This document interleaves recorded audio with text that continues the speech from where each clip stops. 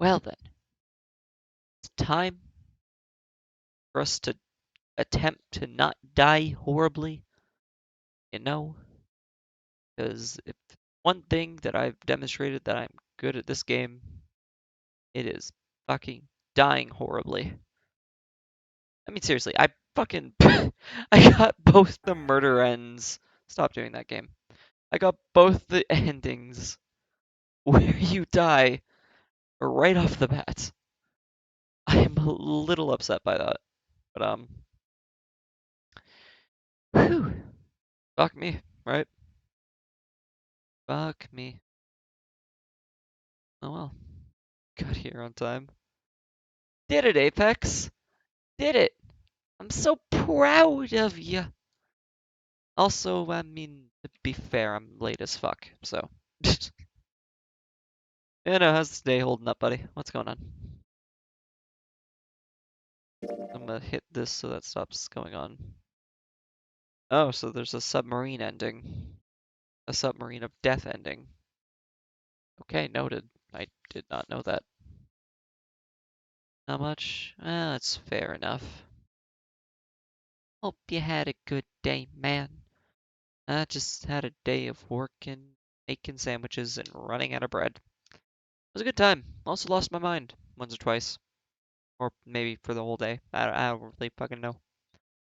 It was an endeavor, though. It was an. Also, that doesn't work. Okay. Sorry, I was fucking. Before I actually wanted to test the. Words betray me. Before I wanted to start the game, I wanted to check something to see if it worked a certain way. It does not work the way I wish it worked, so. Fuck it. Hitting the start button.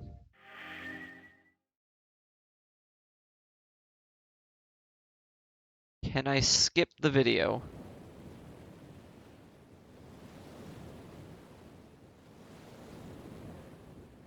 I cannot. Okay. Third time in a row we see this. Fuck it. Sure.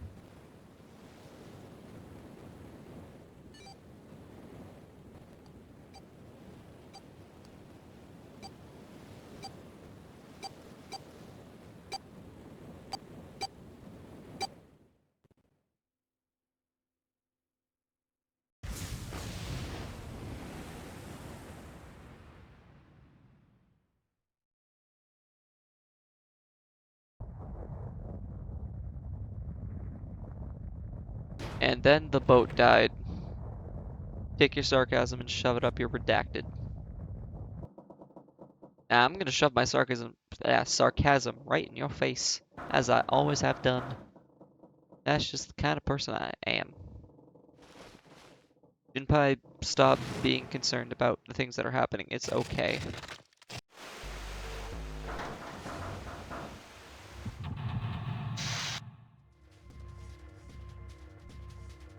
Okay, have to do this again, I guess.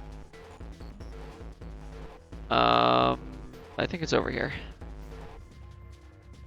Oh, wrong thing. Give me that.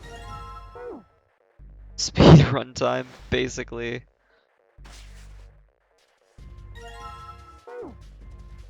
And we speed through all this shit. Junpei, stop remembering things. I don't give a shit about your memories. We've seen them all at least 3 times now. Also, you look really fucked up there, buddy.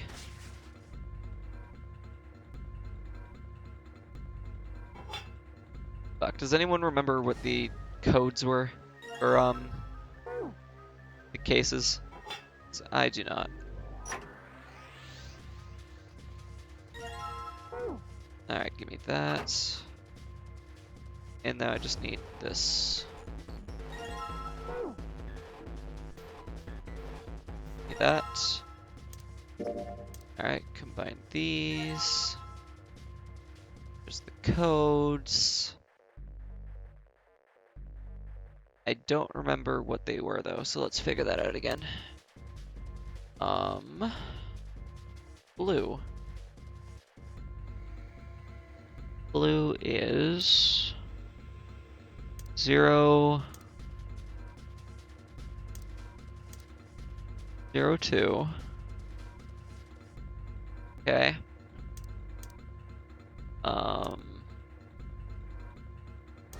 021, no, 6, 3? 0263, I think. Right? Yeah, that looks about right. Okay, and red is 7, 4.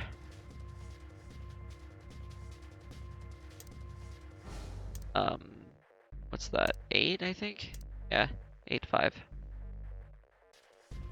8, 5. Okay, there we go. That's dealt with. Nice.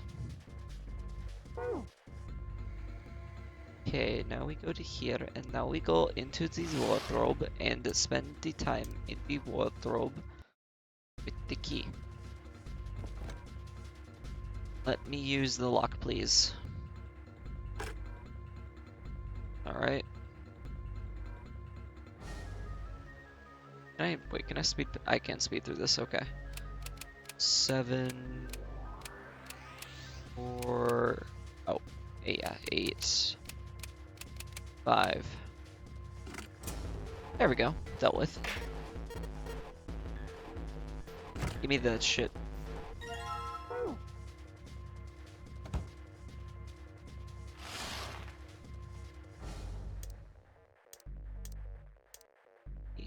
Alright. Oh, that's not what I wanted. Okay, and blue 0, 2, 2, 6, 3. And I hit back. Why am I a dumbass? Okay, 0, 2, 6. E. There we go. Let me in that case. Gimme.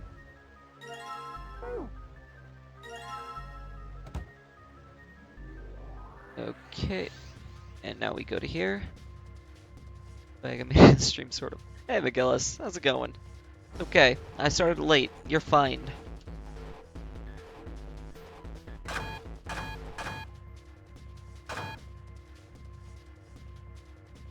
Okay, route 5 I think it was. X5 again.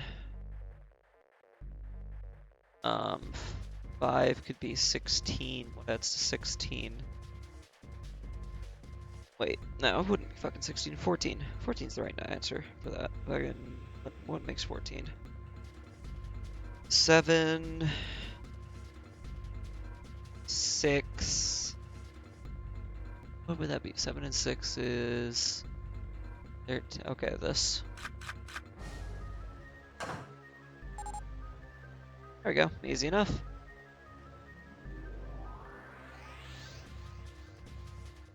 Get the fuck out. And now we fast forward to our first choice. Yeah, no. How's it going, McGillis? What's up?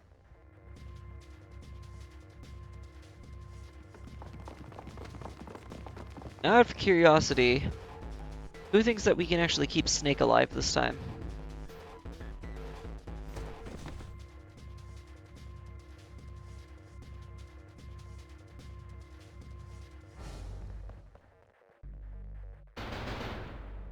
Yeah, the doors ain't opening. Come on. Be smart here. And now we see Canny. Hey, Canny. Everyone gonna die? McGillis, we already got the ending where everyone dies. That was last night. I literally got the 2 endings where fucking everyone dies the first 2 times playing this. Because I'm a smart person. Better keep Snake alive. I hope to God I can.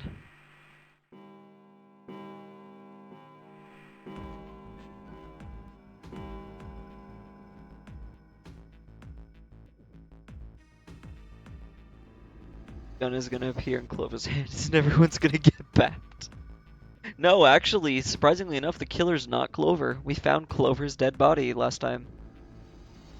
So, I mean, it could be her in one scenario, but at least in that scenario where everyone dies, it's not her.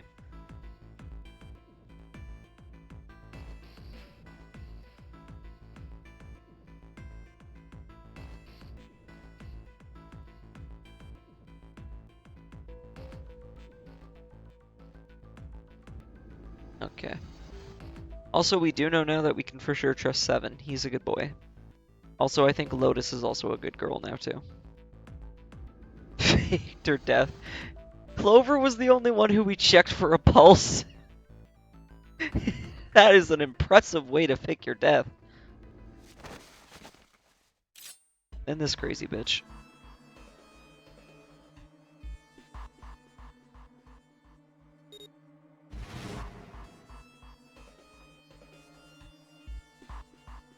I wonder if there was any way. Wait, what does this do? That's a thing. Okay. Made it this far without knowing there was a menu.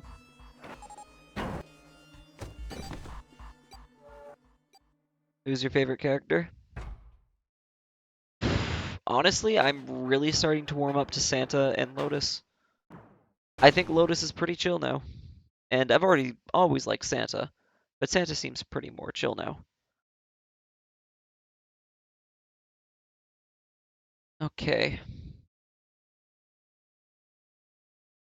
Who should we send through this time? We did Snake and Seven. I guess Santa and June are the only ones that we need to know. Santa and June, you think you could give me a hand here? The pun was a little too on the nose, but the mood was still grim. Both Santa and June lifted their hands silently. He verified, and she followed suit. Numbers. They'd fulfilled the conditions. They were to pull the lever on the side. Are you guys ready? I'm gonna. Oh, can I? Okay, I can skip it again.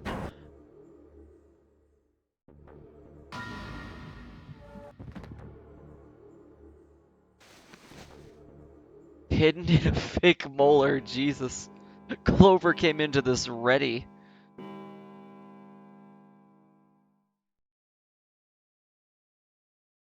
She's just like, hey, I'm gonna have to kill everybody tonight. Let's fucking do this. You know what? The last couple of times I said that everyone who verified had to go would be okay. Like, it's the right answer. But what if I play stupid?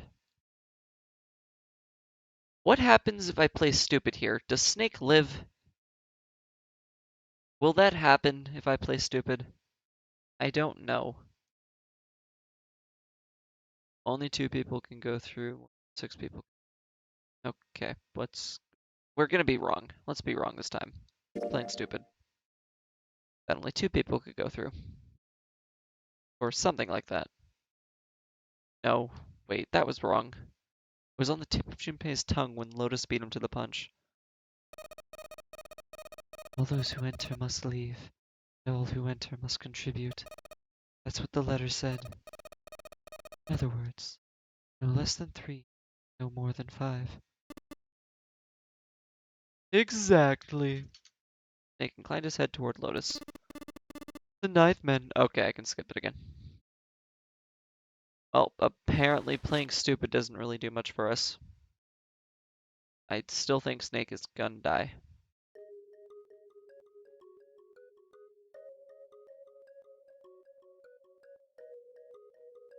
Which is weird, because how didn't Snake say the last time we went through this that he was, like, good in a fight? How the fuck did he die?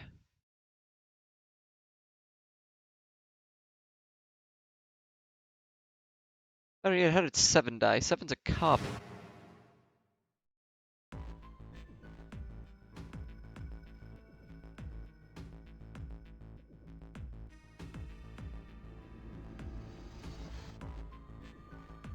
Stay as close to Snake as possible. I don't think that's gonna work. Snake's died at that one part every time. Here, we should keep trying to play stupid. We should keep trying to play stupid. I'm down with that, but fucking I really don't see how we're supposed to do that with Snake. Clover hit the drugs and hurt nearby things. She also has several poisons. Kid was fucking like growing up under tutelage of Koro Sensei in an assassination classroom or some shit. Jesus. Alright, let's be wrong. 2. It would be 2. That meant there was no way they could pass through the door 4. Wait, no, that wasn't right. No, something didn't seem right. Junpei ran the numbers again. Okay. Fucking hell. What's the point of that choice, then?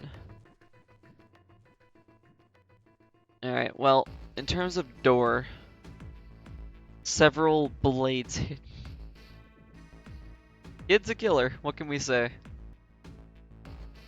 Oh, fucking boy. Okay, well, I kind of want to just go through door 4 this time, again. Going through door 5 didn't really do anything for us. Did pretty much fuck all. Flip a coin. I don't have a phone, so I'm gonna flip a letter, I guess. I have a letter. To the air with you. I didn't actually decide which side means what before I threw it. Okay, let's do this again. This side is door 4, this side is door 5. Pwah! And door 4 it is. Hope you smile and you don't know you're dead till you're already on the floor. Yeah, Nagisa, basically. Alright, door 4.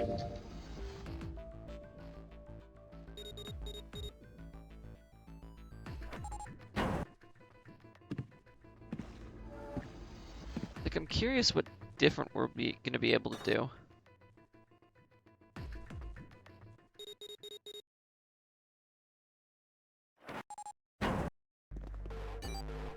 Do the thing where you don't find the thing.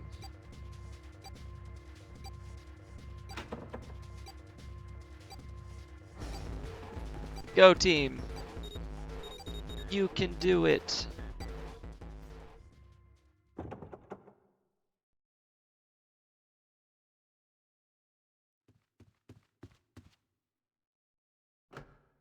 Oh god, what even was the puzzle for this room again? I don't fully remember.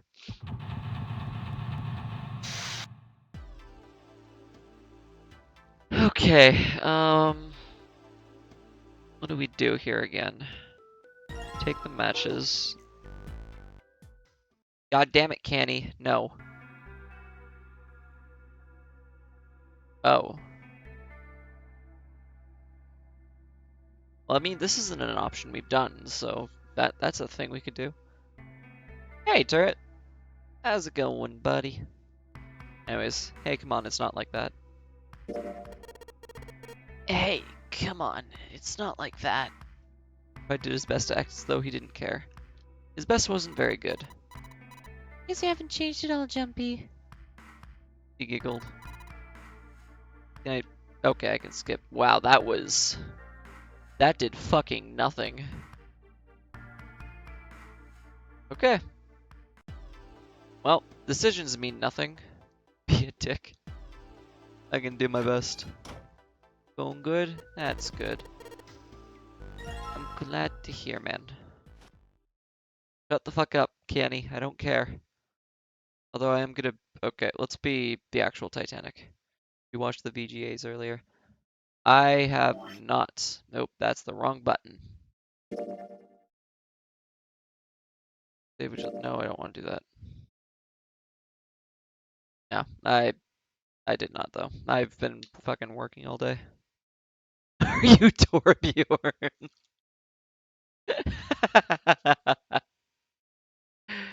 I mean, I know it's a portal turret, but damn, that's pretty good. Anyways, this is the actual Titanic. The actual Titanic? Actual Titanic? Mean it like slipped through time and ended up here?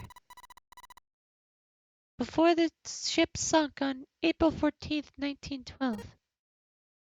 Uh, Uh, huh? The hell are you smoking? huh? Did I get it wrong? I grinned and shook his head. No, that's not. I mean, come on, skip through time, seriously. He's talking about the controversy surrounding the Titanic. Controversy? What do you mean? Haven't you heard of it? Pretty famous, you know. Titanic has a sister ship that was essentially identical. It's called the Olympic. Wait, what? I thought it was called the Gigantic.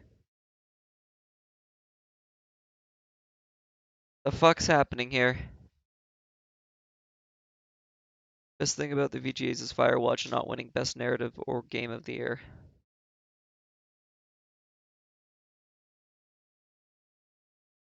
I can see that.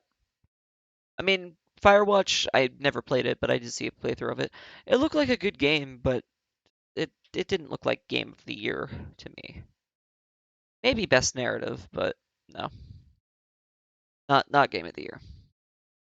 I wouldn't know, granted, I wouldn't know what to say, but still. Britannic, Titanic, Gigantic, Olympic. Wait, has this boat been referred to all of those? Oh, yes, I have heard of that. If I remember correctly, the Olympic was a ship that had a lot of problems, and the company that owned it didn't know how to get rid of it, right? So they made the Olympic up to look just like the brand new Titanic. Then they sunk it on purpose. That's right. They also took out a huge insurance policy on it before it set sail. That would mean that the real Titanic never sank. Yeah, the ships got swapped. The real Titanic was renamed the Olympic in secret and was used as a passenger ship for more than 20 years. Hey, wait a minute. Wouldn't that mean it retired in 1935? Uh-huh. Well, yeah, I guess sometime around then, yeah. Well, what happened to it after that? What's this? RMS Titanic sister ships, the Olympic and the Britannic. Now what the fuck is the Gigantic that Seven's going on about? Seven, are you smoking crack? I mean, it's okay if you are, just tell us. I have a working PS1. Nice! Dude, you can play all the Crash Bandicoot now. And fucking, I don't know, early PlayStation 1 games. Fuck me, I'm sorry. I heard it was dismantled. Dismantled? And it doesn't matter, does it? Whatever boat the real Titanic was, it doesn't exist anymore. Either retired and dismantled or sunk in the Atlantic by the curse. But then that would mean that this ship is. Wait, what did you just say? Huh? Sank in the Atlantic because of what? Play all the bad PS1 games, yay. They're not all bad. They're just aged. The curse. What do you mean, a curse? Curse is a curse. This one is the curse of the Egyptian mummy. Okay. And now we're back on track. So apparently that happens regardless of what we do. Okay. That's done. Give me this. Hey, give me the things.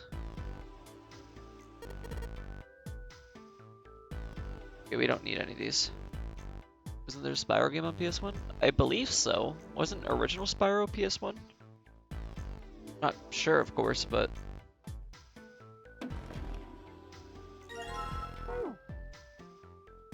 Okay, don't need that. Shower, right? What do we get from the shower?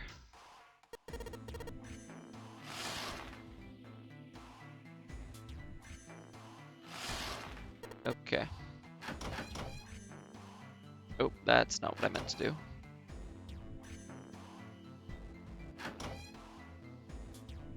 Okay, so we do that. Then we go ahead and light this. There we go. Tastes like a fine wine. They're shitty but fancy. I don't actually know anything about wine. I don't drink it, so... Hell, peace in the shower. Well, I know the tile piece is in the shower, but I don't actually remember which one it was. Wasn't it like fucking 5 down, 3 left or something like that? Can I get in here yet? Not the dresser key, right? No, it's not. Okay. Fucking let me in.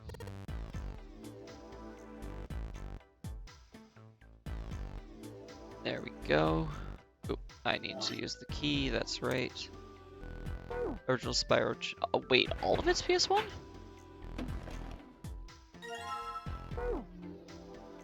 Five down, 3 left. Yeah. I don't remember what it was. And the light goes out, doesn't it? Yep, there's the curtain. And then the light goes out.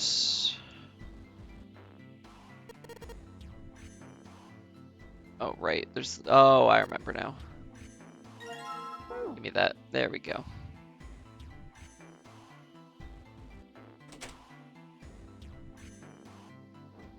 Open the door. Give me that.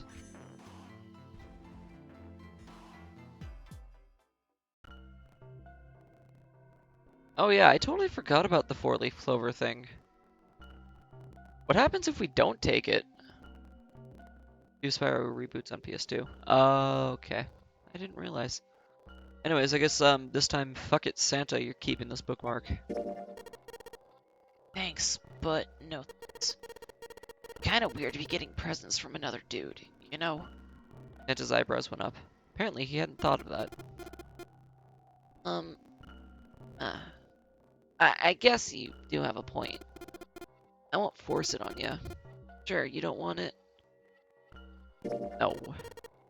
Yeah, I don't want it. Why don't you give it to Lotus?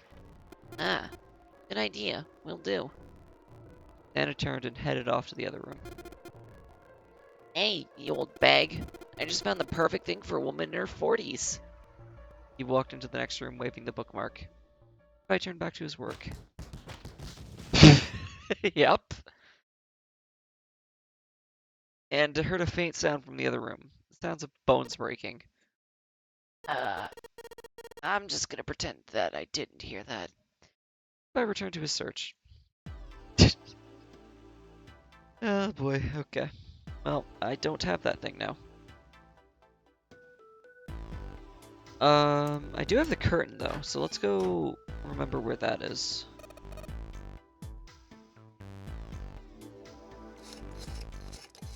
Close the curtain.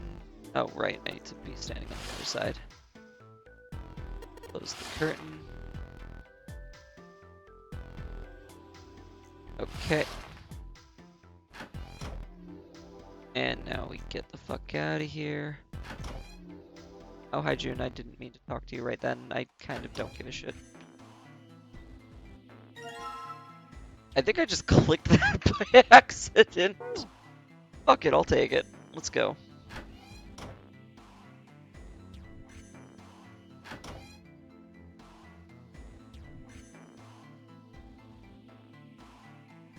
Alright, now we have to make this look like a dog.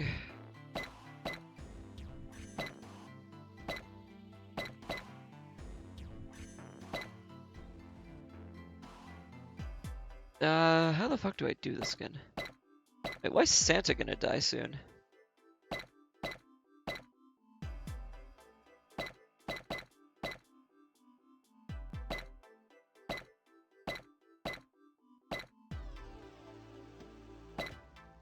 Fuck, should I have actually, like, checked beforehand which one it's gonna be?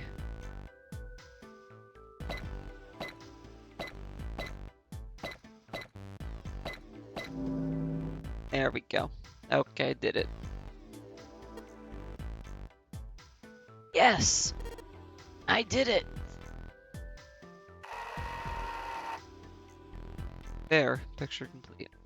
So Pokemon Moon, I am in the league and have been beaten up to a pulp by Kooky.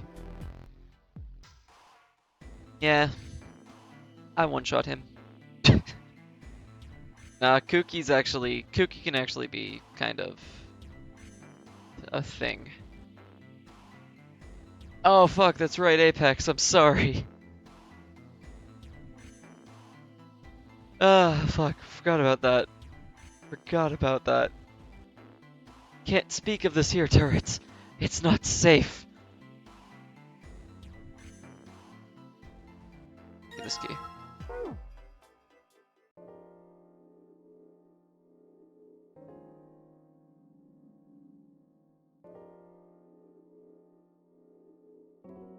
Get past all this shit. It's a dog. Maybe a dog? See, you've got the head here, and these are the front paws. And these are the back paws. If I trace the black contours.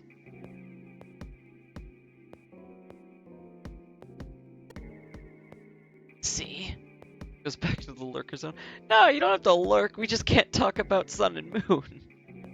Sun and moon is the danger zone. Ah, I see it. I guess you got a point. And despite his constant aloofness, was clearly impressed.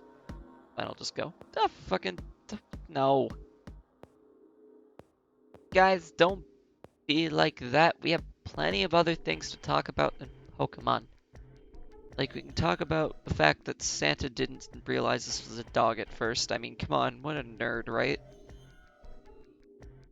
Junpei glanced over at Lotus. She looked stunned. Oh, right. I didn't think you would be able to guess that. For a brief moment, Junpei felt a swell of pride. So? What it's a picture of, but I don't see how that helps us. Lotus nodded and began to speak. Okay, and I can skip all this. Talk about Pokemon. Yeah, so let's talk about Pokemon Yellow. Like how Pikachu followed you guys and how that was like the best feature in Pokemon that has yet to return.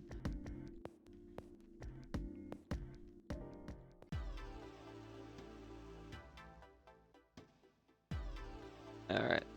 Didn't you say it was... I did say it was about the first time. I'm pretty sure I also just forgot to get June just then. Fuck it. Where'd they get that picture of a dog from? You know, to be fair, Google's actually a pretty reasonable guess.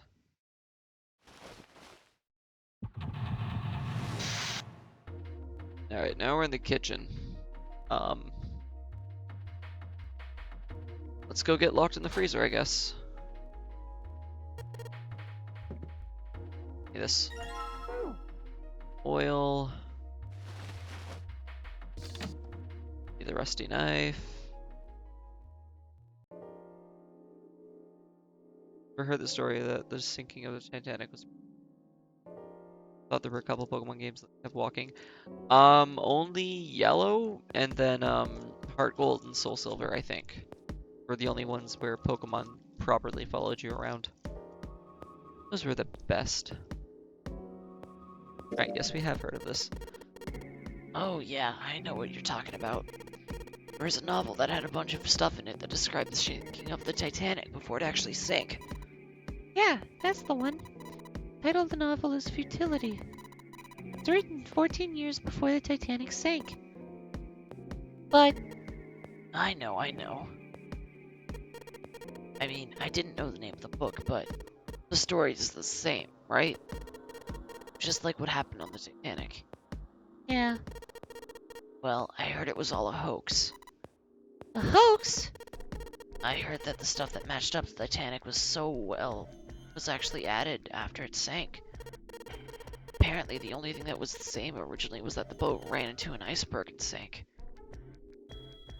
Those wheels of cheese in the background, eat them. Eat them all. But we're not hungry. Probably a random Google dog picture, a picture of someone's dog. You know, I actually would look up the information. I kind of want to do that now. I'll look into that sometime. Cause I'm actually curious if that's like a legit thing or not now. Could be, couldn't be. Honestly, not sure. But the novel was published in 1898, 14 years before the accident. Like I said, that wasn't the first print of the book. 14 years later, the author heard about what happened to the Titanic. He figured that was his chance, you know? He just went back and changed some stuff in his novel, so that it matched the Titanic exactly. Surprised by Junpei's response, June seemed rather taken aback. But really? Really. There's no such thing as premonitions or any of that stuff. For a moment, June looked very unhappy, something Junpei thought was normal for such a discussion. But it lasted only a moment. No apparent reason, she suddenly looked up at him, alarmed. But, that wasn't the only book that predicted the Titanic sinking. It wasn't? Yep. Guys, there's like fucking 30 cheese wheels there. Share. Oh, okay, I can skip the rest of this. Okay.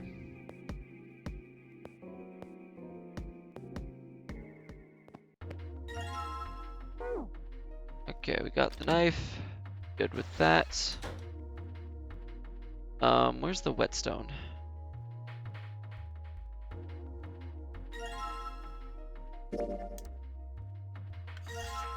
There we go. That's done. No. Don't be a meanie. Share the linguine.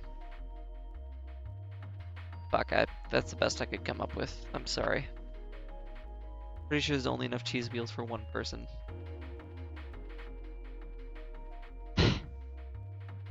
Y'all disappoint me. Okay, let's not get locked in the freezer yet. Okay,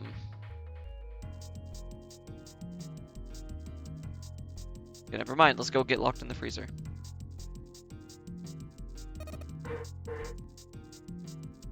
Oh, right. I need the oil.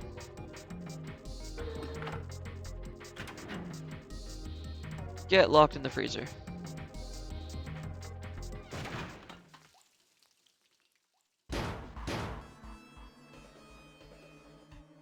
You know, something I just thought of. Would this be a part of the puzzle or not? The whole getting locked in the freezer bit. Ice. Okay, skip all this. You want it out of the freezer now. His patience was wearing thin. How the hell would I know? How the hell is that gonna help us get out of here? I don't have time for this crap. Actually, I stopped mid-sentence, surprised by June's interjection. under enough pressure, carbon dioxide will turn into liquid. This isn't really a good time for a chat about science. But I was wondering the same thing. Wondering what? Miss much? Nah, Michael, you're good. We've just been redoing things, and I've been being an asshole to the characters. That's about it. Wondering why carbon dioxide doesn't turn into a liquid unless it's under pressure. Right? It just seems weird. Time for obligatory episode of getting trapped inside of something and doing that to set up a clip show episode. I guess. Honestly, I feel like he didn't even intend for us to get trapped in here. I think that was just an accident. So why isn't that the case for carbon dioxide? H2O and CO2 are pretty similar. No, they're not. They're totally different substances. Look, guys, if we keep this up, we're just gonna freeze to death. You good with that? You wanna die talking about sublimation and gases? 'Cause I sure as hell don't. Fix both of them up with a glare. Let's get back to work. Assuming you don't want to end up like a pair of ice sculptures. By turned around, the problem dealt with. Or so he thought. There's a kind of ice that doesn't turn into a liquid when it goes above 32 degrees. Remember that time when? Oh, fuck. Family Guy cutaway gag. I heard about it. Its melting point is 96 degrees. Its melting point is 96 degrees? There's water that freezes at 96 degrees? Yeah. Well, you could also look at it as ice that won't melt until it's 96 degrees. Water that freezes at 96 degrees. Ice that won't melt till 96 degrees. Doesn't matter right now, guys. Strange, but no, Junpei told himself it didn't matter. First concern needed to be leaving the freezer, or none of them would be around to ponder scientific quandaries for very long. He did his best to pretend he heard nothing and resumed his investigation of the room. Okay, sweet, there we go. Give me this meat. Frozen solids. Oh, okay. There's the pork. There's also chicken in the fridge, right? Frozen chicken. Okay. Then down here we got the water bottle. Got the rope. Alright. Use the chicken to beat the shit out of the ice for whatever goddamn reason. Then we use the ice into there. Then we use this on the rope. And then we go ahead and go.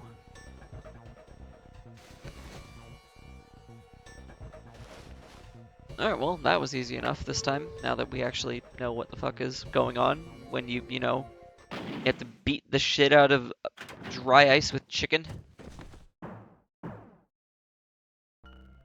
Hey, Lotus.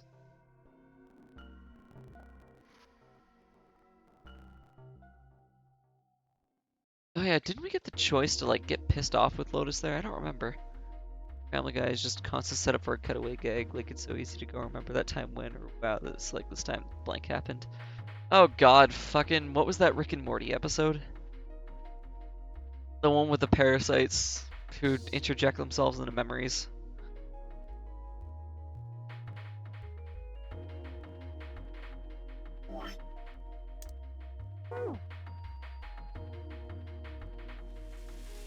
Cook the meat.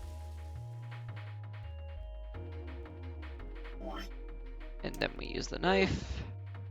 Total recall, right. That's the one. C plus 10 plus F.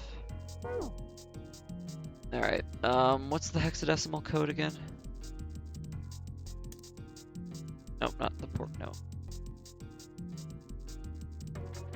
Talk about hexadecimal, please.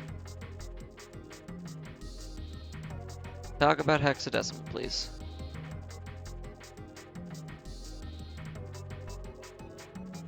Okay. Oop, that went too fast. Okay.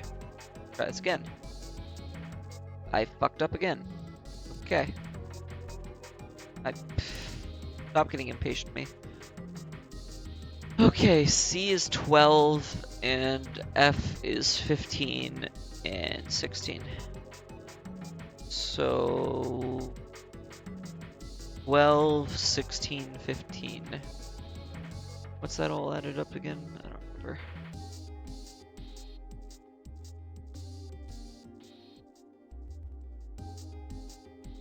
$43, that's right. Okay.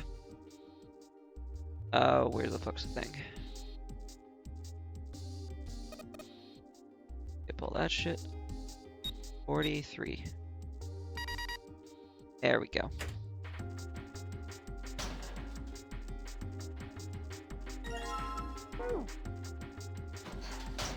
Saturn key card. And swipe it. Okay, easy enough. I looked up the final bomb and keep talking and nobody explodes, and it's a 23 module bomb with a 10-minute time limit. Jesus Christ. You need a fucking team of people to defuse that. Holy shit. Like, the 10 minutes is nice, but no, you need a fucking team to do that. How? How many complex wires do you need to dedicate a person to? Holy shit.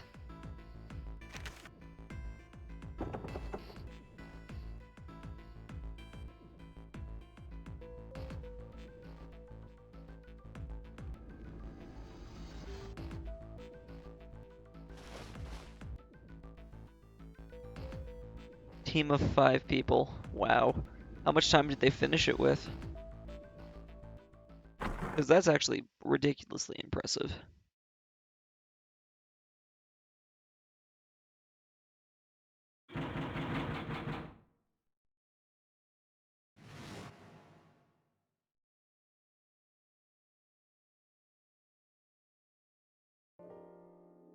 Hey, Snake.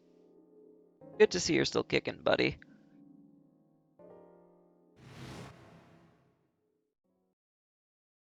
So, I think this time we'll go through door 7 since that's the only door we haven't gone through.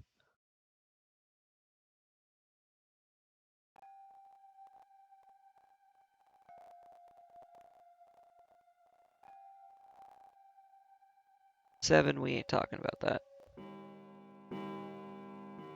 40 to 30 seconds left. Good God. That's impressive.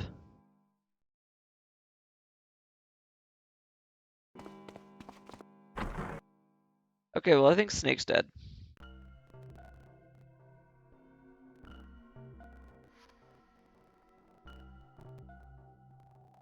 Yeah, Snake's dead. Damn it! Well, we killed Snake.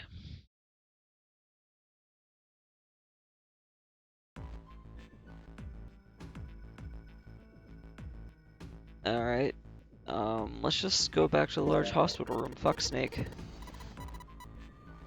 Huh? Why would we go back? Well, I mean, you might have just missed him, you know? Maybe he really was just late.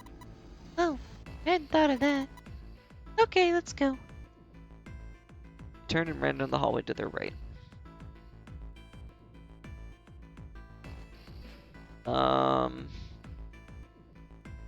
We haven't tried being antisocial, so fuck it. Let's try that. Goodbye turned around and walked away from Santa. Nothing he'd learned from talking to him anyway. I took June and left the large hospital room. Need door 5 for all to survive. Wait, what?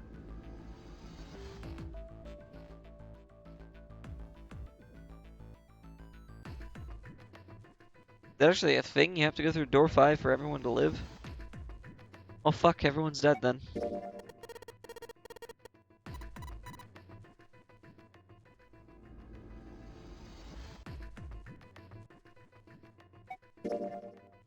Fuck off, Clover.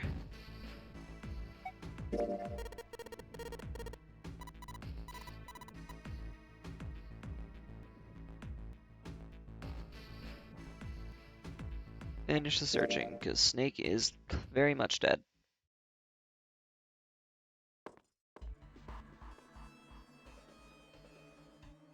And she was right.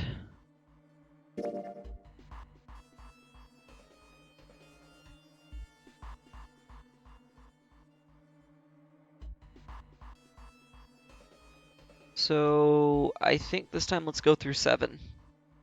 At least that way we know we'll learn the puzzle to get through, even if this run is going to be a wash and we're going to get a death or a die ending.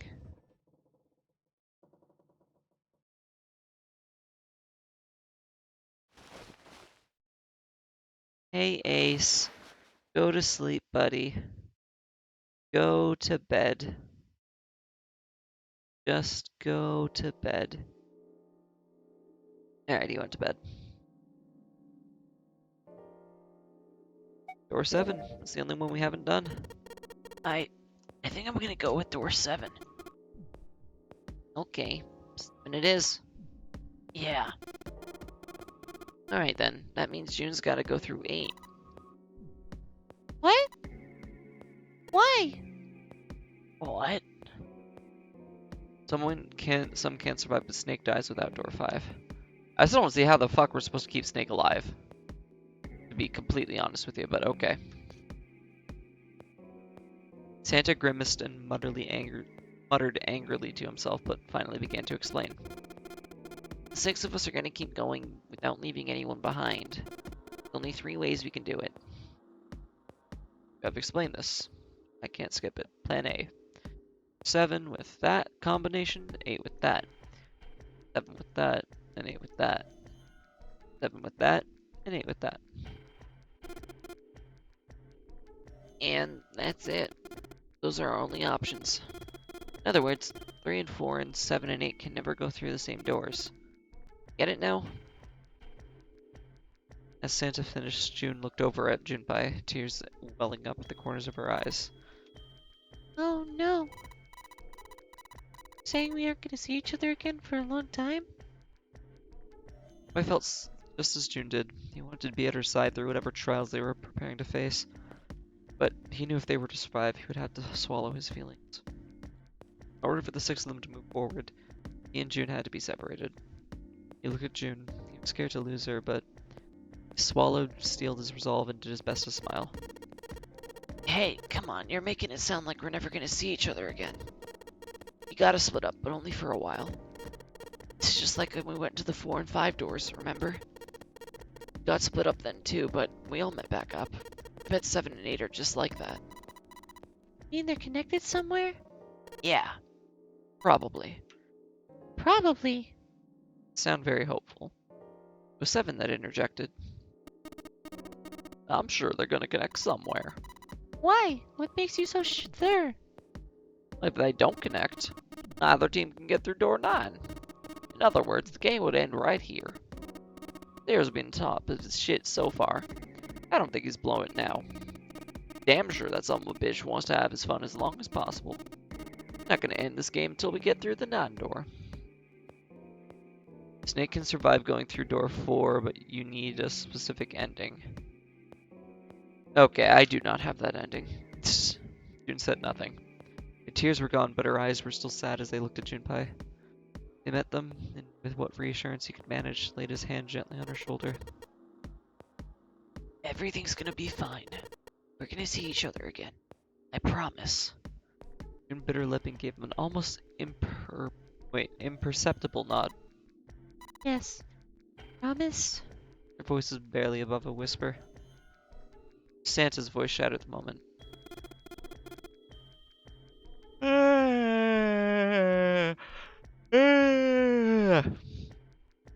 You guys are done, right? He stretched and continued. Anyway, that's pretty much it. Clover and I will both go into separate groups. I figure I'll take 8, and Clover can take 7. Any problems with that, Clover? Clover looked away and was silent for a moment. Whatever. Whatever. More of a dismissal than an agreement, but Santa didn't seem to care. Alright, we're ready to go then. Let's move.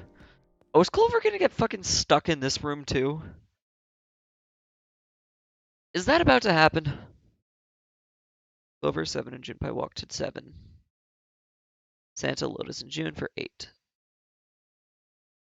Long moment they stood in front of the door. 7 took a deep breath. Y'all guys ready?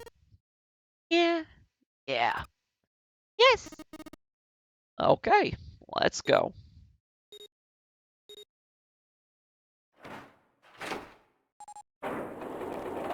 And to our deaths we come. Door had opened. Narrow hallway stretched out before them. 7 and Clover leapt through the door. They did, their bracelets beeped. The detonators in the bracelets had been activated. I stepped forward to follow them. But as he was about to step over the threshold, he stopped. He looked to his right, toward door 8. June stood there, a mirror image of Junpei.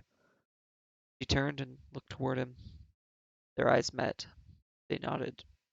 Their farewell took almost 1.5 seconds. Then someone took hold of Junpei's arms and hauled him bodily through the door. Well, it wasn't Clover. He heard the sound of the numbered door slam shut behind him. His bracelet gave a cold electronic beep.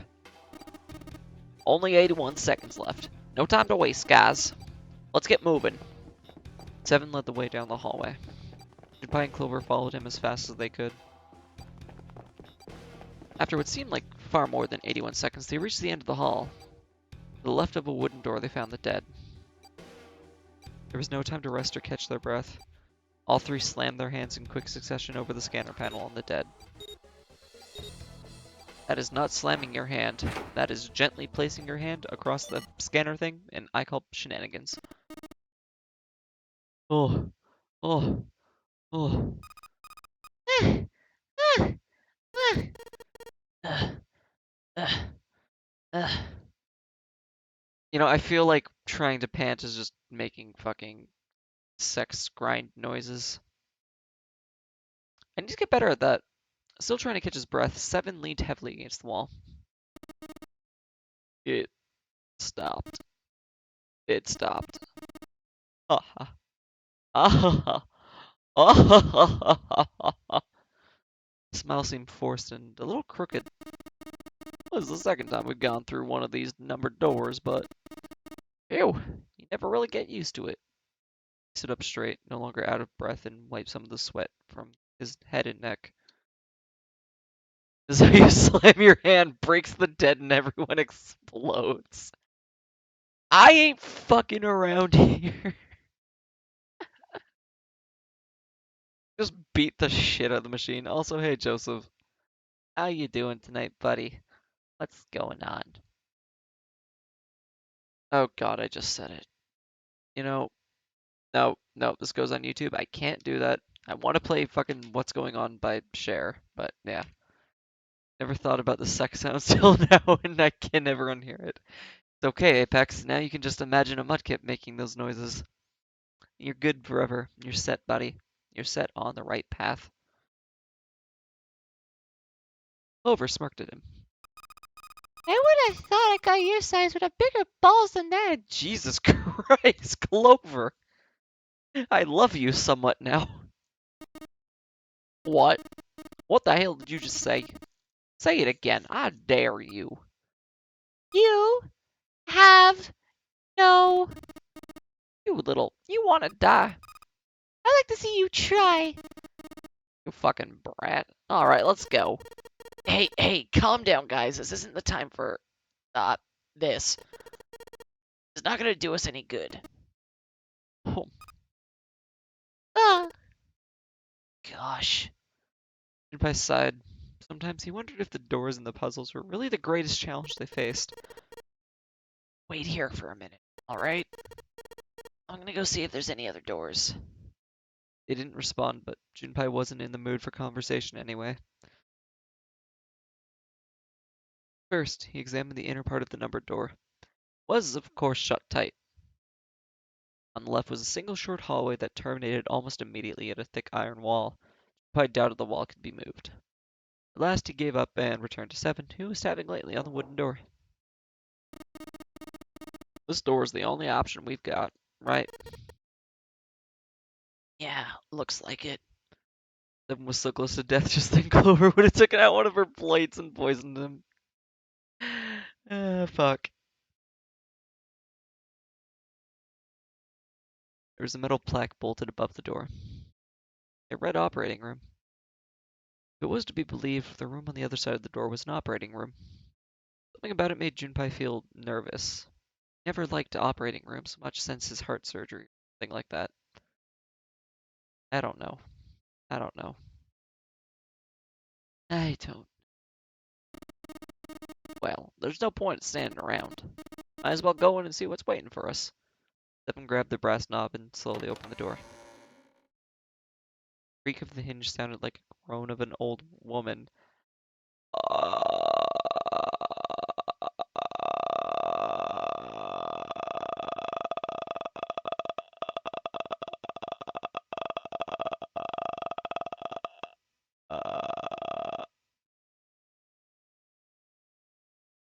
A chill shaked its way down Junpei's spine. Quickly, he gathered what courage he could and took the first step into the room. Seven followed with Clover right behind him. Part of the room just past the door was obscured by a screen. Clover's curiosity got the better of her, and she darted past Junpei to peer around the yeah. Spanish surgery ain't that bad if you're under anesthetic. Also, her. Well, yeah. Dude, if you're under anesthetic, you're just like, I can't feel anything. Yay. Her scream nearly blew out Junpei's eardrums. He and Seven ran toward Clover to see what had frightened her. They ran to the screen and the cause of her outburst was immediately clear. What the hell is this? Is this a corpse? It was something that looked kind of like a human lying across some sort of bed. It was almost like Zero had a fetish for Uncanny Valley or something. No, not a bed. An operating table.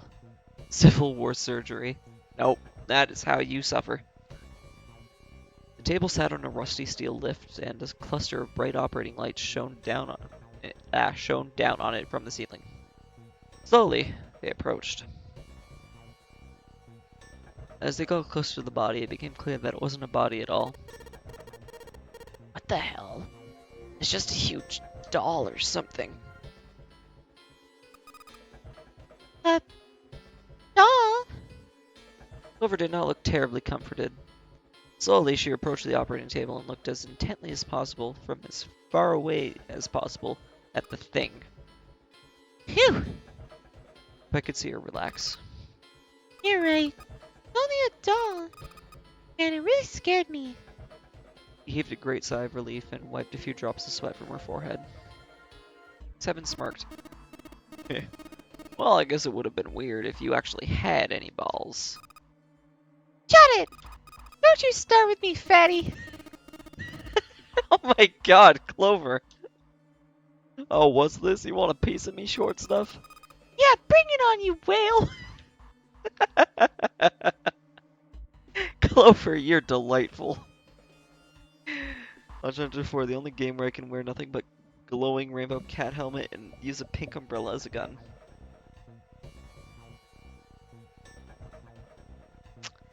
Specifically, yes, but there's also Second Life, so I mean, that could happen there. Hey, guys, not again, okay? Seriously, knock it off. Hum! I sighed and shook his head. Anyway, it looks like he's got something the two of you can stand to have a little more of. Talking about a hurt. Oh, oh, this? Being honest, jest. Yeah. It was set a little higher than normal for a human body, but from the shape of the organ, there could be no doubt that it was a heart. How would there be a heart in a doll? Here's some whiskey and a stick to bite on. Prepare your weakness. Or like prepare your opened wound or missing arm. We're sewing it up. You think maybe it's like a medical mannequin or something? Or maybe it's got more personal uses. That smile on Seven's face. Seven's grin was more than a little perverted. Clover glared at him. Anyway, how about we take a look around this place? Let's go. Okay. Sure thing. Oh god, they're actually delightful when they're not trying to kill each other.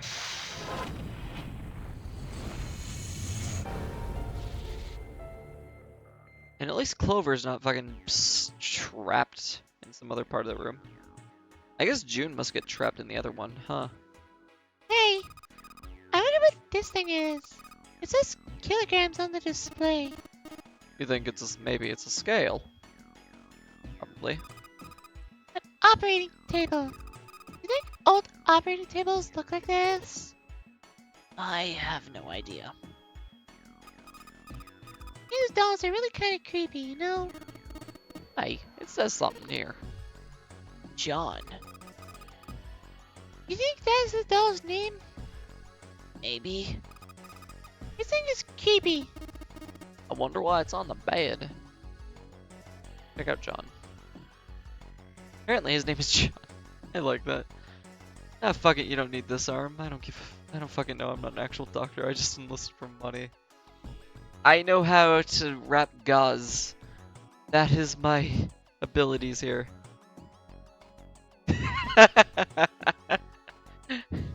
Yes, Miguel. Yes, Miguel is. Fucking hell. A white cloth. Maybe you should take the white cloth off. But I guess not. Oh. Give me this. Poacher forceps. Bunch of surgical tools. I can take nothing from it. What's under here? Okay, that's unsettling. Another medical mannequin. From the looks of it, this one's a chick. He has a name too. Lucy. Poor thing. Looks like Miss Lucy only has a head and a left arm. Maybe we're supposed to gather all her parts. That does make sense, Clover. Good job. What's this thing? It's got these short iron legs. Maybe it's a heater? There's nothing inside it. There's a pipe going outside now. Okay.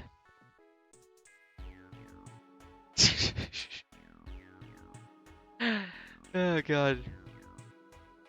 Fucking love you guys. Maybe you're supposed to heat something, or you're supposed to heat something like that gas to kill the bacteria. Hey game, how's it going? Right now we're on the door path 5-7. So, or no, not 5-7, sorry, 4-7. We went through the fourth door, and then we came here. And also, fucking talking about botched surgical practices. Yeah. How you doing, man? There's a boiling thing over there. There's nothing on the lid or... I have Lucy's chest. Apex. You could be like my friend who thinks she's a doctor because she watched all of Grey's Anatomy. She's actually told me I hope someone gets hit with a car in front of me so that I can treat them. Yep, a little concerned on that one.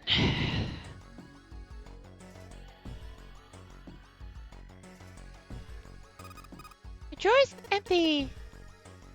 Yeah, nothing there. A whole bunch of bottles on the shelves. They don't look like medicine. Got labels, but they're all big medical words that I don't understand. There's a lot of different kinds of medication. Hard to tell them apart.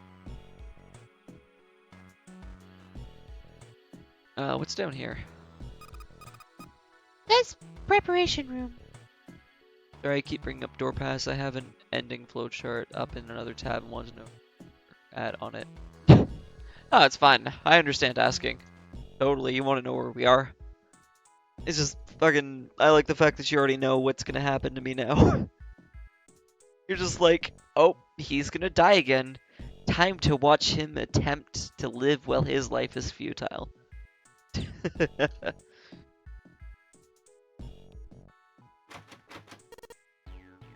It's locked. We can probably find the key if we just look some more. Let's look somewhere else. Grey's Anatomy, I'm just read this hospital brochure. It'll be fine.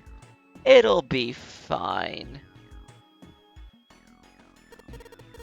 A medical mannequin with its guts showing. Can't say more at the moment because blind run. Oh, I know. That's fine. I don't want you telling me.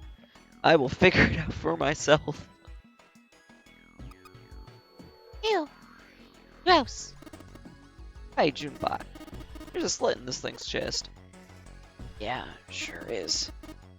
There's something in there. Maybe we can get it out. Ugh. Damn it. Thinking thing won't budge. Stuck. Well, I guess you can't use force on this one then. Need something small that can fit into that little hole. I have the fake lung. This is the medical mannequin. The organs. The organ is... Or a gun. Like Clover, I expected more from you. Oh, like you could do better. I like how Clover's, like, actually not a dick right now. I like how she's, like, completely chill with us. This is nice. Crazy glue, duct tape, hacksaw.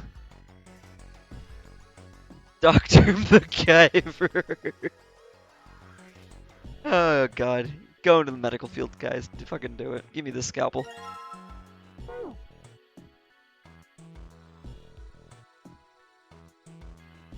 Can I use the scalpel to take the heart? John is lying there.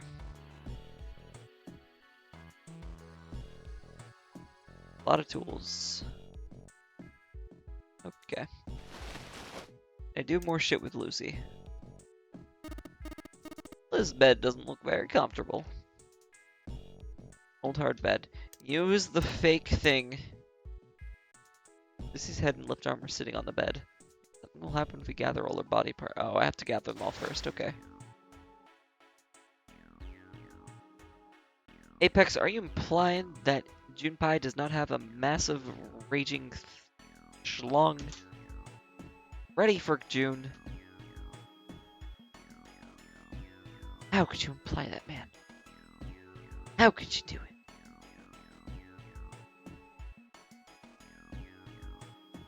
I guess the only place I haven't been is down here, huh?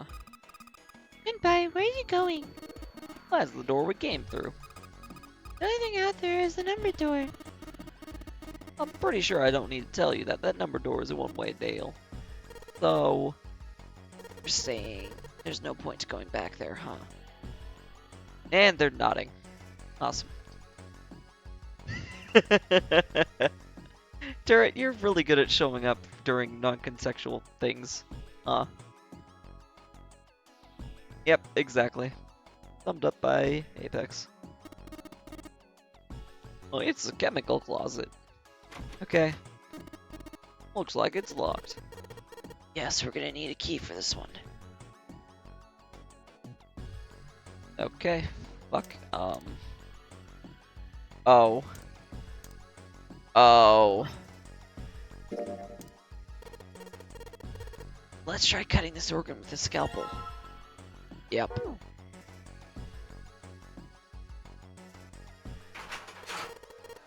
Awesome, it's unlocked. Alright, what's in here? Ooh, liquid? Red liquid. I don't know how you see it. There's no note on top of the table.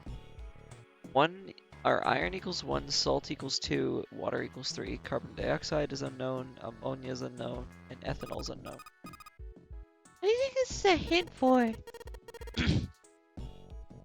It's got something to do with this box. This thing won't open. Is it locked? You probably need to put in a passcode. I mean, geez, they've even got a keypad on there. How much more obvious can you get? These are 3 numbers. Use for enter and use for clear once you input the number. Okay. Let's give it a shot. 4, 2, 3. Damn. Okay, so iron is... There must be something else. I need to check this room. Well, look at this first line. Maybe question mark represents a number. Of course it does. Huh? Something stinks. Is it coming from this bottle? It says NH3. Okay, that's ammonia, right? NH3? I think so. Answer is 999. Okay, I'm gonna try that, and if that's the answer, I'm gonna kind of laugh. You injected formaldehyde into someone's pingus, what would happen? The fuck's a pingus? Also, what the hell is formaldehyde? I know neither of these things. Oh, hey, Golden. How's it going? No, don't kill Clover. Clover's actually being chill right now. I mean, granted, before, she was being a moody little bitch, but right now she's actually been pretty chill. Well, of course that stinks. It's ammonia. Okay. What's this? Looks like a can with spray nozzle. That's CO2. Penis formaldehyde. Or formaldehyde. Okay. Okay, so apparently pingus means penis. I never knew that. I'm better with you doing that right now, Golden.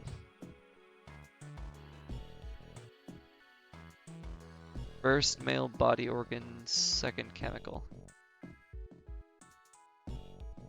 Yes, okay, but I mean, what's the chemical? What is it for?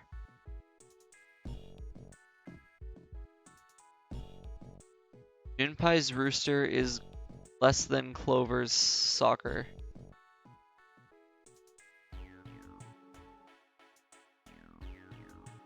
Apparently she plays sports. So, it's a can filled with carbon dioxide. Oop, not what I meant to hit. Label says CO2. Okay. Hi, Junpei. There's dihydrogen monoxide on the shelf. Well, why don't you just say water? Hey, Junpei, you think there are any slugs on this ship? Uh-huh. Well, if there are, I was thinking we could put salt on them. What's she pointing at? The label states NaCl. Salt. You think Seven will shrivel up if we put it on him? Hi. Say something. I fucking love Clover right now. She's great. Thank you for the salt game face. Junpei, there's a bottle of iron powder on the shelf. How do you know it's iron? Label says Fe. Fe stands for iron, right? Yes, it does. Okay. Oh, good stuff. Let's go for a drink. What are you talking about? I'm talking about that bottle. It says C2H5OH, right? It's ethanol. That's right. It's also known as ethyl alcohol. Pretty much what booze is made of. So, you're gonna drink it? Aw, Uh, I won't. It might say that's what it is on the label, but there could be anything in there. Bleach and salt. Sounds like a great cocktail party.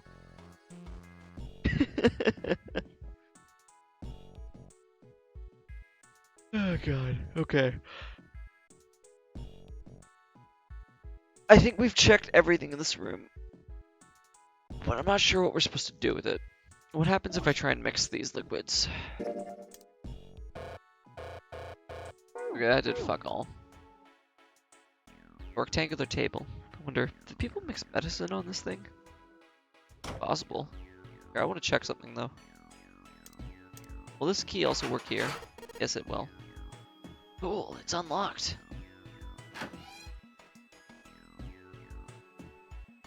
You can hang your coat here. Hooks. Oh, there's a cabinet with a drawer in it. Let's see if... Huh, a piece of paper. What's this? Is this some kind of medical record? New materials have been added to the file screen. Okay, not bad. Hopefully we don't get stabbed edition. Basically, let's not die this time. Now that I have a working PS1, I wonder what I should do with the other not working PS1. Or take it to the backyard and smash it. How about take it to the backyard and smash it, and then throw it away? Or salvage it for parts. That's about a thing. My last chance of sleep going out the window again. What, Apex? Go to bed if you need to go to bed. Ah! What the hell are you doing? Don't you want to get out of here? But I'm tired. Be sleeping too. About got my sleep schedule fixed again. Oh, that's good, Miguel. I'm glad to hear that. I have no hope of that. I found a beaker. Okay. There's a ray of light going through the beaker. And it's hitting the thing on the right. The white light on the top is glowing. Yeah, but the red, blue, and purple ones aren't lit. Alright, let's do this. Christ, is violence all you people care about? Golden, you literally entered the stream saying, I'm going to stab Clover, so... Hey, the blue light turned on. And I heard a noise. Sounded like something unlocking. Do I have... Okay, I do. Self-defense. Violence done the light. At this point, my sleep schedule's long gone. Yeah. Exponer, I gotta say, it's a pretty neat console.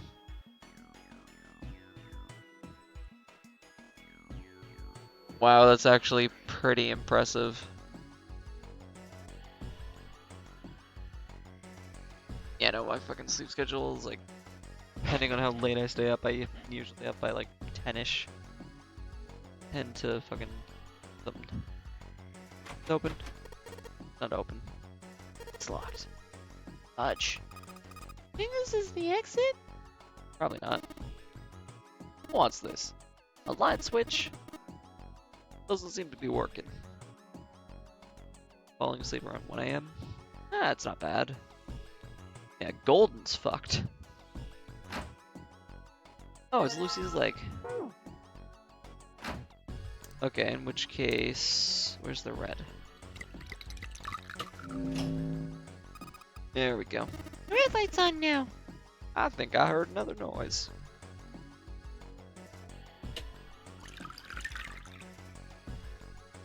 Give me rest of her. Big right leg, not bad. Sleeping around 3 to 5 a.m.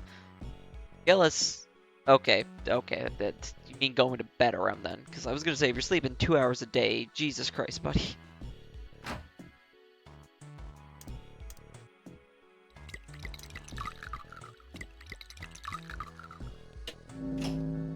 There we go. I get it. Find the red liquid and the blue liquid to make purple ones. Good job, Junpei. Purple light came on and I heard it unlock. Sure, it's unlocked. The locker with the purple plate has got to be unlocked. Alright, let's see what happened. Someone said to keep Snake alive, you put him in a clean cage and feed him with a small rat every 1 to 2 weeks. It would be dead by 1 week. It is true, I'd forget to feed the snake. Nope, not that one. Stop doing that.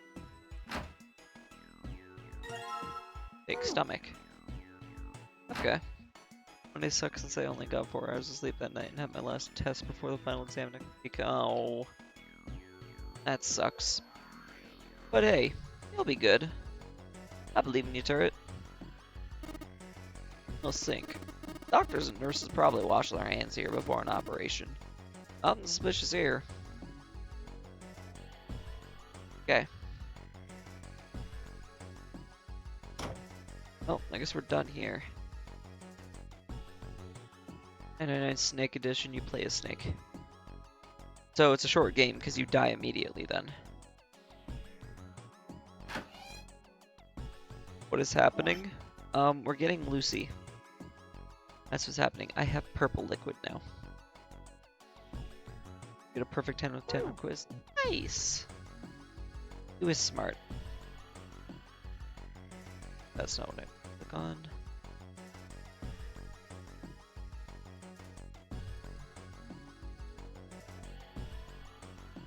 Fuck, let me...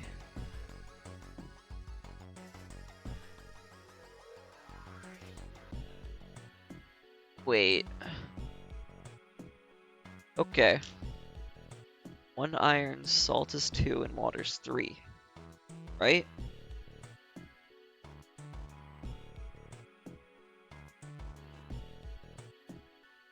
Then carbon dioxide, ammonia, and ethanol. Still think 0 is clever little girl disguise. Hey, it's still possible. In one ending, everyone dies, but in the other ending, we didn't see everyone die, so it doesn't mean everyone's dead. I wake up 4 hours after the stream ends every day, so naps are necessary. Jesus Christ, Michael, get proper sleep, man. Fuck the stream.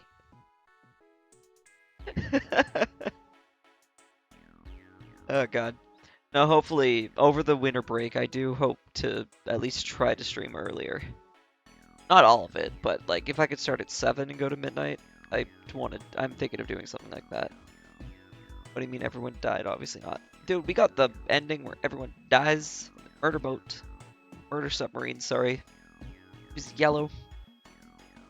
Not smart, I just have common sense. I've been doing most quizzes in sociology. You smart. You're smart because you have common sense. Most people don't have that these days. Alrighty then. Also, in regards to this...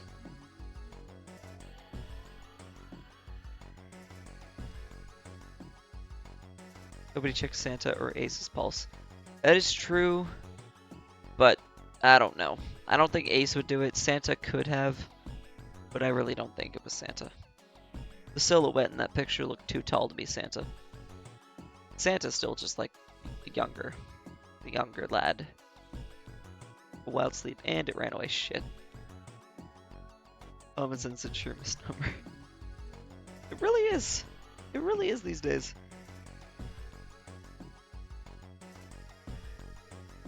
Okay, so this has something to do with counting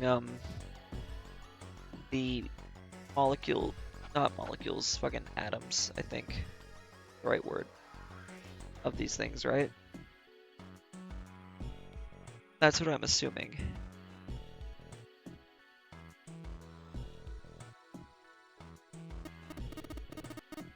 C is for carbon, O is for oxygen. The carbon dioxide is made up of one carbon atom and two oxygen atoms.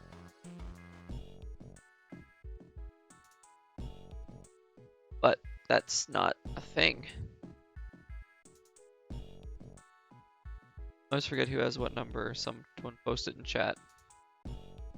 Fucking, I can do that. Give me a second.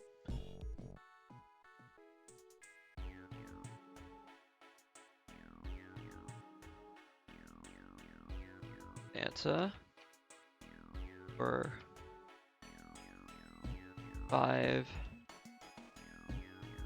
6, 7, 7, 8.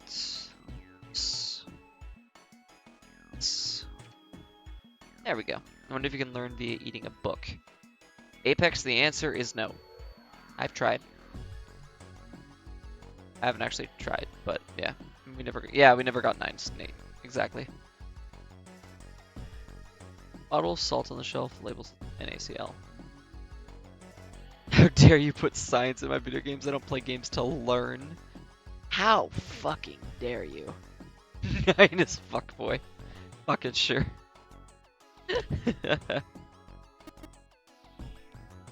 NH3. N is nitrogen. NH is hydrogen. So, in other words, ammonia is made of one nitrogen atom and three hydrogen atoms.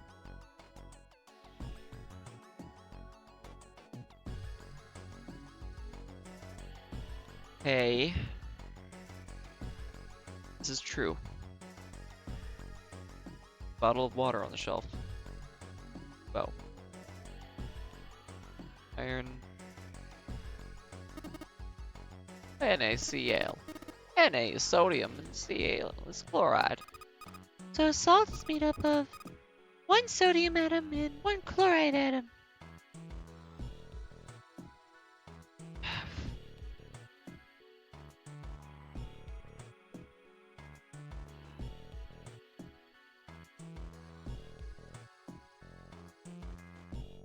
Sure.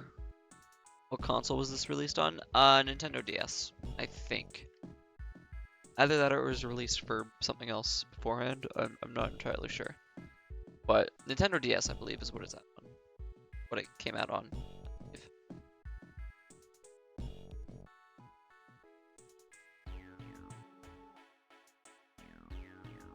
Atari.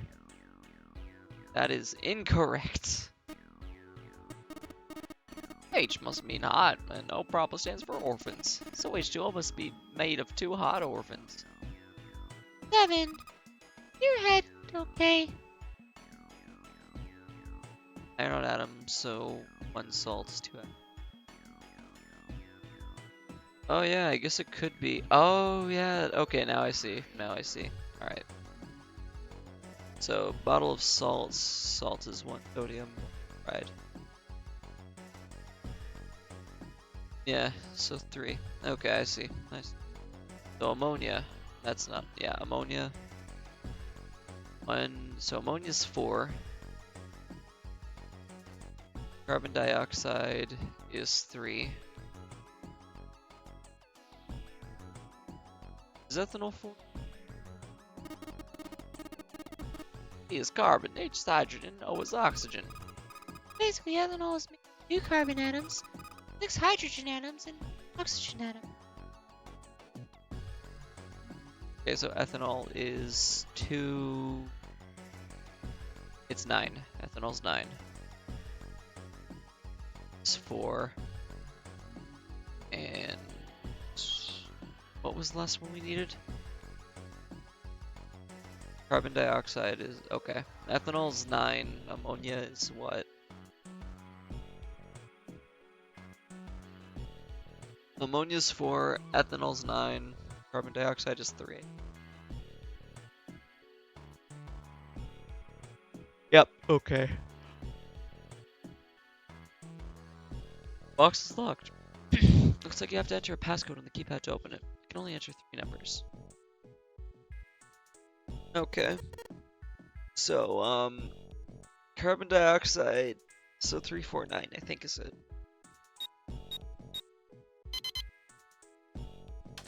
Looks like that was it. Nice. So we got Lucy's right arm. Oh, and Lucy's heart. Alright, sweet. Think we should go back? Yeah, I think that's probably best. Clover nodded and left. I was about to follow her when he realized that Seven wasn't in suit. Hey, Seven. What's up? Oh, well. Up at Junpei distractedly and then back down to the brown bottle he had held cupped in his large hands. What's that? Response 7 tossed the bottle gently to Junpei, caught it, and twisted around to read the label. Ethylene diamine tartrate? ADT. It's tartarac, ethylene, and diamine. What kind of medicine is that? Not medicine. I think it's an industrial strength detergent. Why would they have something like that? Well, probably to clean stuff up. Clean what up? Fuck if I know. Still, looks like it's cleaned my brain up. I looked up from the bottle. Or something? Seven nodded slowly and spoke. Well, I remember a story about EDT. It happened about 50 years ago. There was this factory somewhere in America making big old EDT crystals. They were making it to sell as industrial thing, like I told you before. But a year after the factory started up, something strange started happening with the crystals they were. Water molecules started attaching themselves to the EDT crystal. Of the called a hydrate. The crystals a hydrate, though it's used as a cleaner. The factory had to just dump the crystals as a hydrate they were using. Didn't end there. That day, the same thing started happening in factories everywhere. Even ones no factory making crystals the same way. Environment, but now all of a sudden, every single crystal hydrate. In fact, ever since that day, no factory anywhere has been able to EDT. And years before, they'd never gotten a hydrate. After it happened at the first factory, it just spread. It was like, man, how do you say it? It's like it was infected with a virus or something. Seven shook his head. Not like that. It spread like wildfire. Showed up in labs that were completely isolated from the rest of the world. It even started happening in crystals that were completely sealed up. Doesn't seem like it could have been a result of this stuff coming in contact with other samples. Well, I'd guess it was some sort of Are my head so fed up? Bryce's voice kept cutting out. Could be my microphone. It might be yours though. I couldn't tell you. Is audio fucked for anyone else or just for Apex?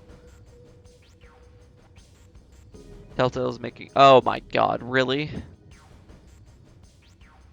Is it going to follow the main cast of characters though or not?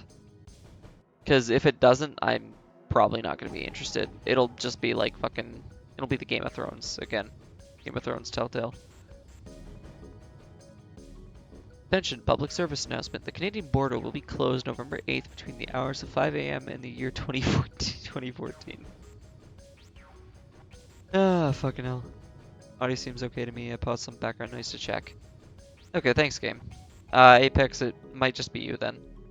If things aren't cutting in and out.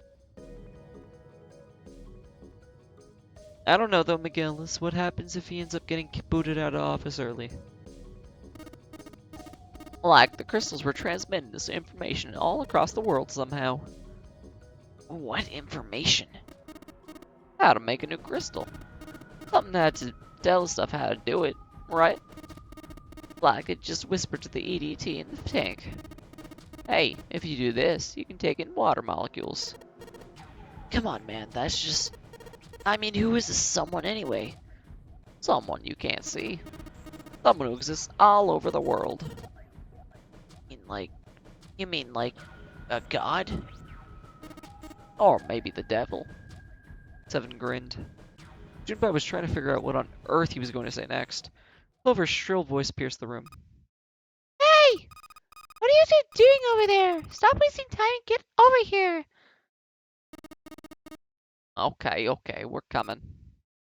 Jeez, stop fucking in the corner. Seven looked up at Junpei. Yeah, so anyway, that's the story. Might be useful someday. Don't forget it. That cryptic remark, he turned and left the room. Junpei was left behind to ponder what he just heard. Information being transmitted invisibly. Such a thing really happened? Yes, it's called playing through the same game multiple times for different endings. Well, thinking about that crap isn't gonna help me right now. Need to figure out how to get the hell out of here first. A deep breath, tried to clear his mind, and followed up to Seven. I can't if it will focus on the main group or not. All we got was a teaser of a cassette player floating through space. Okay. Yeah, that's definitely Guardians of the Galaxy. I mean, we'll find out. Either way, it'll be interesting to see, but I don't know. I just don't want it to be another Game of Thrones. An old hard bed. Okay. So, we've collected the 6 parts of the medical mannequin. Yeah, the first trailer for... Is Clem still a character? Is Clement's time still there? So, the ones we've got must be for Lucy, right? Yeah. Seems like it.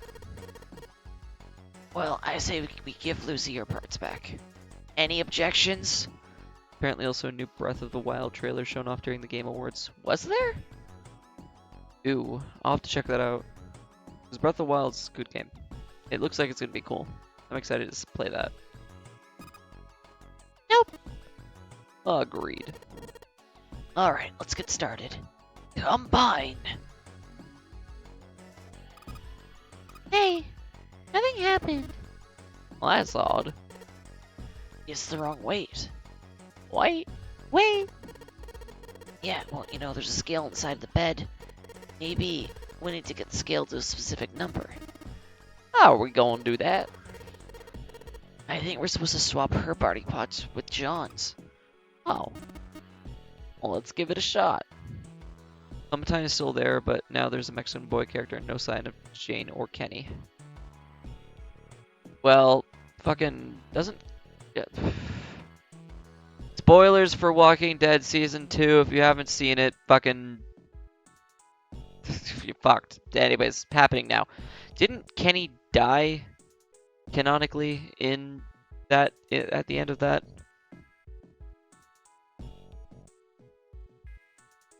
Didn't see it in context, but Nintendo's YouTube channel posted it as well as gaming. Oh, okay, fair enough. Still, I'll have to check it out. Breath of the Wild looks like a good game. I'm very interested in it. Screen below displays 2 medical mannequins. You can switch their body parts by touching the part you want to switch out, and then the part you want to switch in. Okay.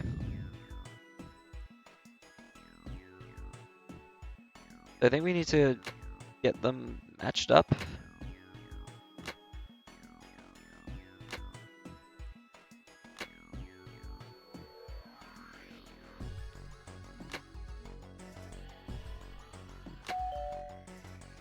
That worked surprisingly enough. Okay. Hi, Junpei. I heard something. It came from John's operating table. We better check it out. Telltale said anything about which ending is canon. To be honest, I haven't seen the other ending, so I wouldn't know, but... Fuck. I guess we'll find out with 3, right? Because both endings can't be canon. Can they? I don't know how that would work.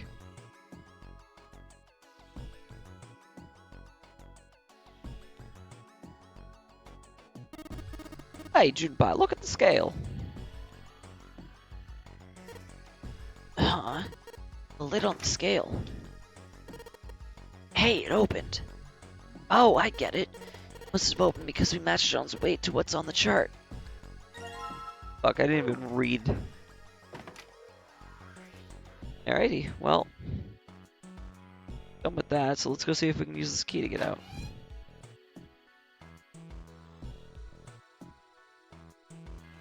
And it looks like it works.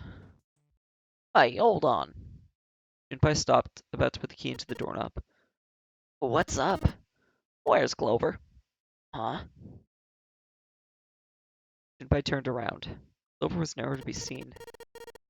God damn it, where the hell did she go? Okay, just hold on a minute, I'll go get her. Sure thing. There are 5 different endings? Fuck me, I'm out of the loop then. I only saw one. Yeah, it's gonna be interesting then. Junpei left Seven at the door and headed back to the operating room. To find Clover dead, cut open on the table. Found her sitting next to the operating table. She was staring at the mannequin. Hey, Clover, what's wrong? Come on, let's get out of here. She didn't respond. If she hadn't been standing up and breathing, Junpei might have thought she was dead. Oh, what are you doing? Did you want to come back here and say goodbye to John? It wasn't the best joke, but it was something, an attempt to lighten the mood. Clover didn't laugh. She stood shock still and said nothing. Hey, Clover, can you hear me? Perhaps it was something he'd said, or perhaps it was something else. Suddenly her mouth opened and she whispered in a dry, dead voice. My brother might be dead. Uh, Uh, huh? that's why we couldn't find him. If he's dead, I'm going to be next. Suddenly the operating room felt very, very cold. Hope Telltale's game of... Wait, what? GOTG has better action movements than their Batman games. I don't know GOTG. I can't think of that, but fuck. I don't know, Batman wasn't too bad from what I've seen of it. What are you talking about? What's wrong with you? Gave her a small shake, but she still didn't respond. The silence grew heavier. Let's just get out of here. You've got the key, so let's use it. That cool with you? Clover nodded, almost imperceptibly. Still, Junpei was glad to see that she was at least somewhat responsive. GOTG girl. Oh, okay, fair enough. It needs to be funny. For me, Guardians of the Galaxy needs to be fucking funny and witty as hell like Borderlands. Put his hand on her shoulder and guided her to the preparation room. As they arrived at the door, she suddenly stopped. I'm sorry. What was this? She apologizing. But I wasn't sure what to make of her. Was she emotionally unstable because her brother had gone missing? I'm really sorry. Just forget everything I told you. Okay? Don't worry about it. Really, I mean it. How could anyone pretend not to hear something like that? But something told him this wasn't the time to press the issue. I gave her the warmest, kindest smile he could manage. Alright. Thank you. Her smile was weak, almost painful to watch.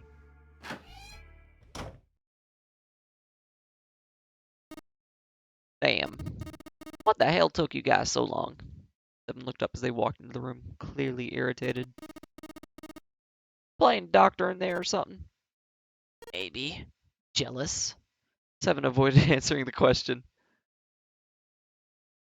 They stood in front of the door. Junpei took out the Jupiter key. Alright, I'm gonna open it now. That cool? You don't need to keep asking. Just do it, alright? Because she's about to take everyone on the ship down with her. Jesus Christ. I will bring you all down into the insanity that I've been drowning in because my brother died. Oh! Fine then. Slid the key into the keyhole and turned it.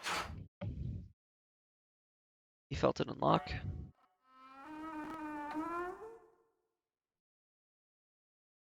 The door opened with a soft, melancholy creak. Beyond it lay a simple white hallway. There was no fanfare or confetti. Obviously, there was no one there to applaud them. Simply walk through the door. That's it. Alright, let's get going. Hey man, what's up with you? So serious, you know. Can't you sound more happy? You know, get a little excited. Uh, Duh. not really. Junpei turned away from Seven and took his first step down the simple white hallway. My brother might be dead.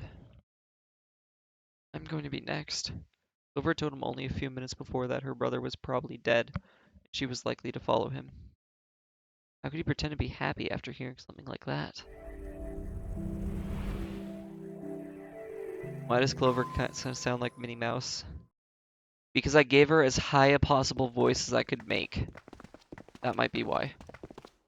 They left the operating room. The hallway took them around several corners and past several doors, but they were all locked. Well, at last, the final door was hidden in a corner of the hall. Junpei grabbed the handle. As he made to push it open, a voice stopped him. The voice came from behind him. It was neither Seven nor Clover. Jumpy! He spun around. He saw someone running toward him from the other end of the hallway. There were 3 people coming toward Junpei and his companions. Santa, Lotus, and June. They pulled up short in front of Junpei, breathing hard. Whoa, what the hell is this? What are you doing here? What? But we didn't. Before he could finish, Clover spoke. Hey guys, could you come take a look at this? He was standing at the end of a small hallway that branched off to the right. The rest of them ran over to her, curious as to what she'd found. Something on the wall at the end of the hallway. A map of the ship's interior. The sea deck in the upper left corner. Was, they assumed, a map to the floor they were on. Door 7 and Door 8. The map confirmed what they already knew. Both doors eventually led to the hallway where they had found themselves. Fact. Yeah, isn't that what I said? We aren't going to be split up permanently till we find door 9. We might get separated for a little while, but we'll see each other again. Otherwise, we won't be able to open door 9. That's how the non-rate game works. Junpei looked at the maps of the ship's interior again. He realized now for the 3rd time that everyone was fucked. He looked more closely. His surprise and excitement gave way to weariness. One by one, the others saw what he'd seen. He moved, as one for the door, pulled the map of the ship's interior off the wall, put it in his pocket, and then followed the others. 6 of them stood in front of the door, arrayed in a semicircle. Santa stepped forward, took hold of the door, and spoke without looking back at the other 5. Ready? I'm gonna open it. Slowly, all 5 nodded their silent assent. With a deep breath, Santa threw open the door.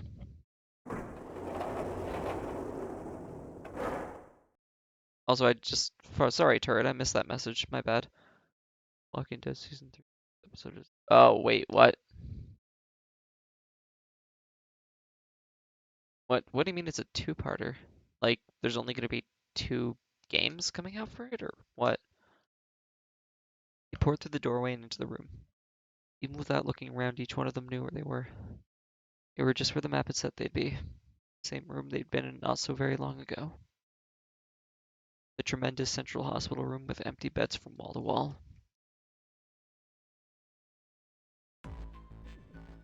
Alrighty.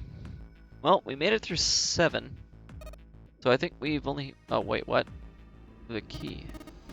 Ain't that just what I said? I'm talking about the Jupiter key. We found it in the operating room. Right, Junpei? I nodded.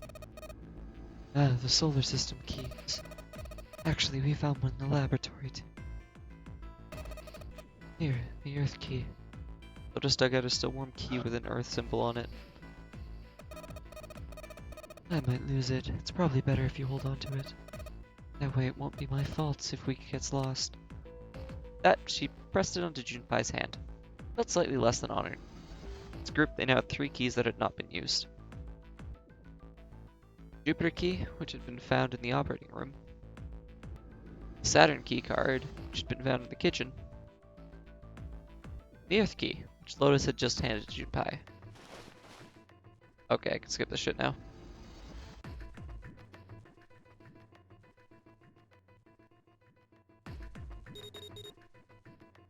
Okay, go see your dead body.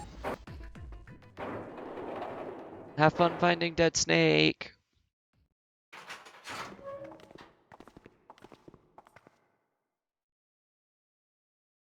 Let's go with no idea. We're playing stupid this round. You know, that's a good question. Junpei looked off in the distance thoughtfully. Lotus sighed and shook her head. Can't believe this. You guys followed me here, but you don't even know why. Uh, Junpei, you've got the solar system keys, don't you? He did. Pulled them out.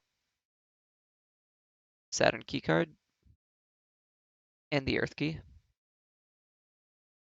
Junpei didn't see what they had to do with anything, though. Both he and Santa were completely lost. Fortunately, June took pity on them. Don't you remember the elevator? Okay. You finding Spaghetti Snake? I think they're finding fucking beaten and exploded to death Snake. Oh, okay. Fucking is Golden here? Golden, you still here? No, I think he left. He wanted to see this dialogue so badly. But it looks like he's gonna miss it, unfortunately. Oh, poor guy. Actually, fucking, I wonder something. Let me check something here. Do this. Should be safe on this page, right?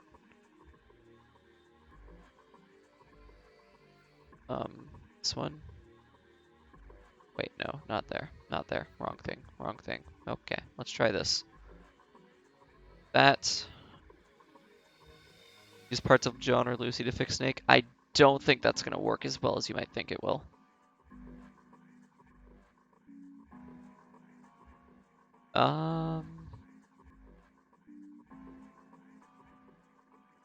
Nope, looks like he has lost his chance. Well, fuck. Let's do this. After a little thought, Junpei decided that she had to be nervous about being locked up with such a small space alone with a boy. In a way, it was kind of cute. Very demure, you could say, he thought. Still, even though it wasn't exactly roomy in the elevator, they weren't going to be pressed up against one another. At least they didn't have to be. Still, it wasn't making her nervous. Junpei couldn't help but think how innocent she was. come on, let's go. That is true, you two are amazing doctors, but you guys need to work together on how to cure death. Again, he stepped toward the elevator. And again, he felt himself restrained. I said, wait a minute. Why? Aren't you afraid, Jumpy? Afraid of what? Well, I've never, you know. You'd never been in an elevator with a man alone before? And so she still seemed awfully alarmed. I might get wet What? down there. I'd get soaking wet. Well, I mean, of course you would. That's the way it works. I mean, I've never heard of anyone getting soaking wet somewhere else. That's true. You don't mind Mind what? getting wet? Well, I don't know. I think I'd probably, like it. Gosh, Jumpy, you're so brave. Really? I mean, I kind of think any guy would do the same thing, you know? What happens, happens, right? Get the chance, you just gotta go for it. That's what a man's supposed to do, I guess. You're so cool, Jumpy. I really admire you. That doesn't really seem like the sort of thing you would ought to admire someone for. I'm really scared. Yeah. I mean, like you said, you've never done it before. Yes. So I don't think I'll be able to last very long, and then it'll be over. Over? Yes. I'll go to heaven. Heaven?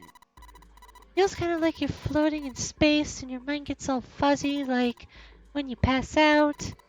At least that's what I've heard from people who have experienced it. Uh, ah, yes, I heard that too. Although I don't think the same thing happens to guys. What? Huh? But it would happen to men too, wouldn't it? It would happen to anyone. Once it gets into your body, the same thing happens to everyone. Well, I mean, usually it doesn't go inside the man. I mean, generally. Yes, it does. Well, eventually it will. It's not like you really have a choice. Your body will force you to swallow some of it. Eventually.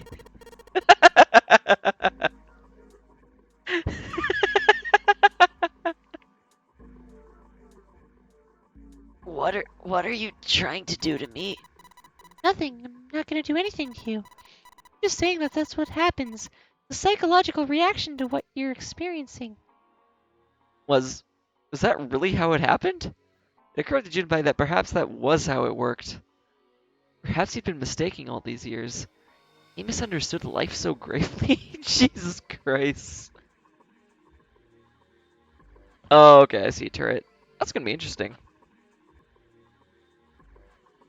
The thought terrified him.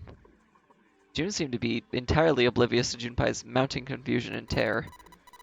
I know most men probably have a larger lungs, but even then I don't think you could hold your breath for 20 or even 10 minutes. Eventually you'd have to breathe and even the water would get into your lungs. Once that happens, your body won't be able to get oxygen anymore. You'll start to feel that floaty feeling as you pass out. Uh, Uh, uh, uh. ah.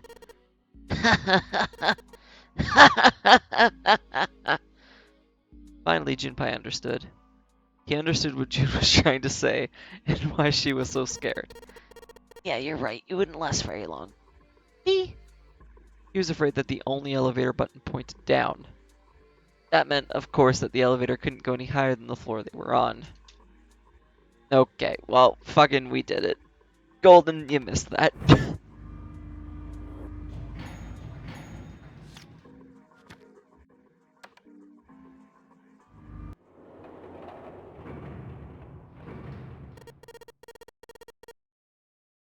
Well, we'd probably get really wet up there.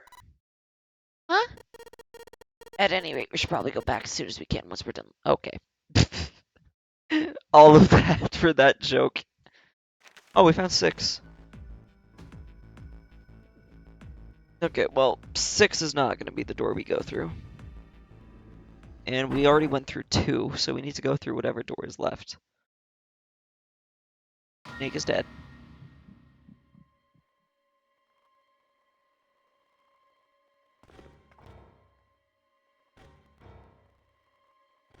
Hey, exploded spaghetti snake. Or sorry, meat sauce snake. That's the right word.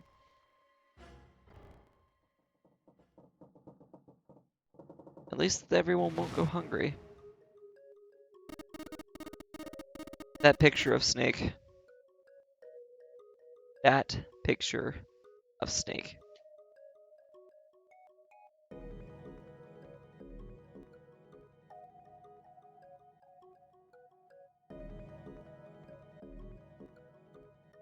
So you're still with them? Yes.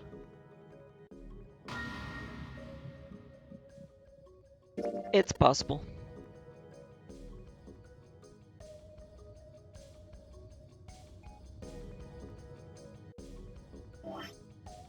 Oop, that's not what I meant to do.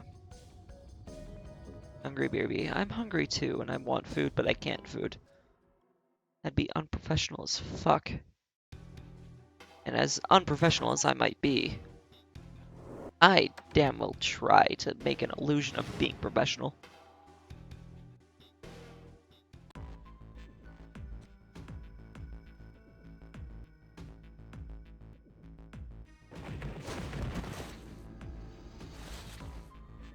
Alright, well I guess door 1.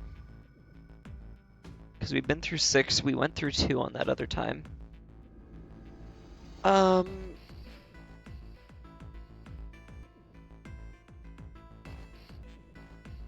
I think one.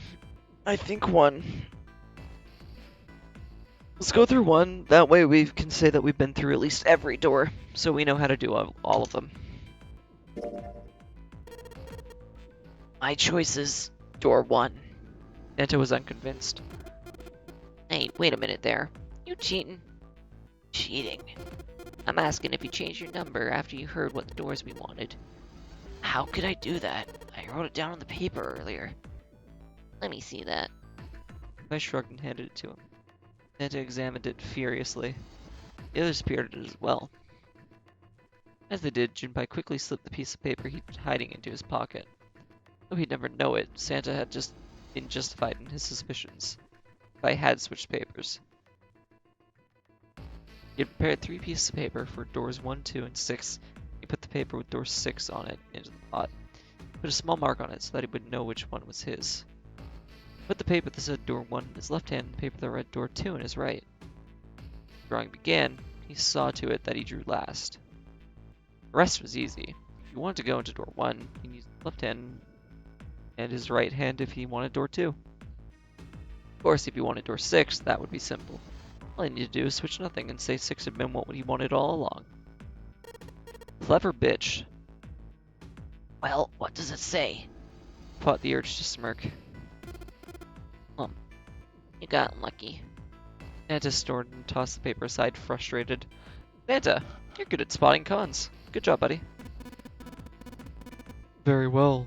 We've decided who will go through door 1. Will be Clover, Junpei, and myself. Our only problem is the 2 remaining teams. June and I want door 6. Lotus and I want door 2. That's not good.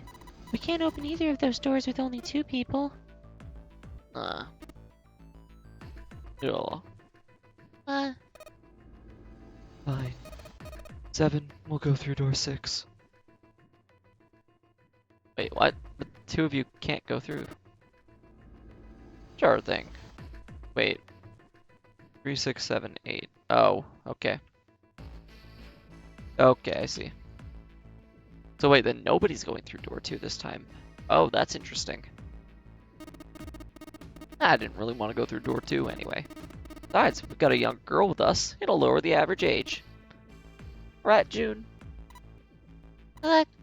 Well, June was at a loss for words. Lotus was not. That pig. Just wait and see. Her eyes were the eyes of a woman prepared to kill. A shiver ran down Junpei's spine. Even after they separated at the staircase, Lotus was still muttering angrily to herself. Circumstances dictated that Junpei and June would have to part ways again, but this time it didn't sting quite as much. After all, he knew he would see her again. Still, we find that 9 doors, 0 ain't gonna split us up. We might get separated for a little while, but we'll see each other again. Otherwise, we can't open door 9. That's how the nonary game works. 7 gonna get shot. 7's gonna get fucking beaten. Junpei, Ace, and Clover headed toward A deck. They took out the earth key and opened the door to the left. It opened, and they walked through. It was just as Santa and Lotus had said. At the end of the hallway sat a door with a large red 1 upon it. A numbered door. To the left of it, bolted to the wall, was the red. Ace went first and waved his wrist over the scanner panel. Junpei was next. Finally, listlessly, Clover lifted her arm. She leaned toward the scanner panel.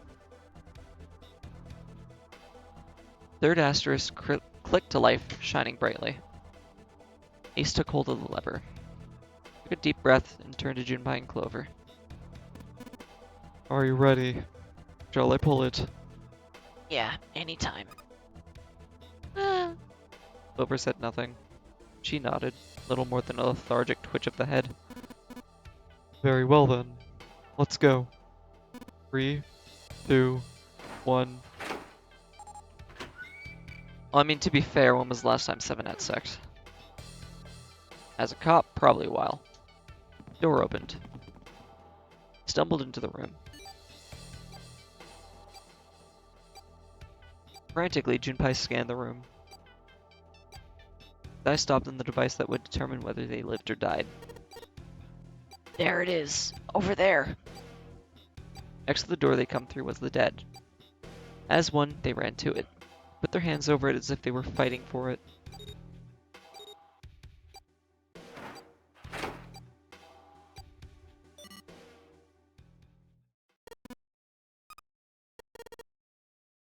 It stopped. Yes, it did. Junpei could feel his heart pounding against the inside of his ribs. Ace and Clover were breathing hard and fast. The third time they'd been through the process, but they had yet to grow accustomed to it.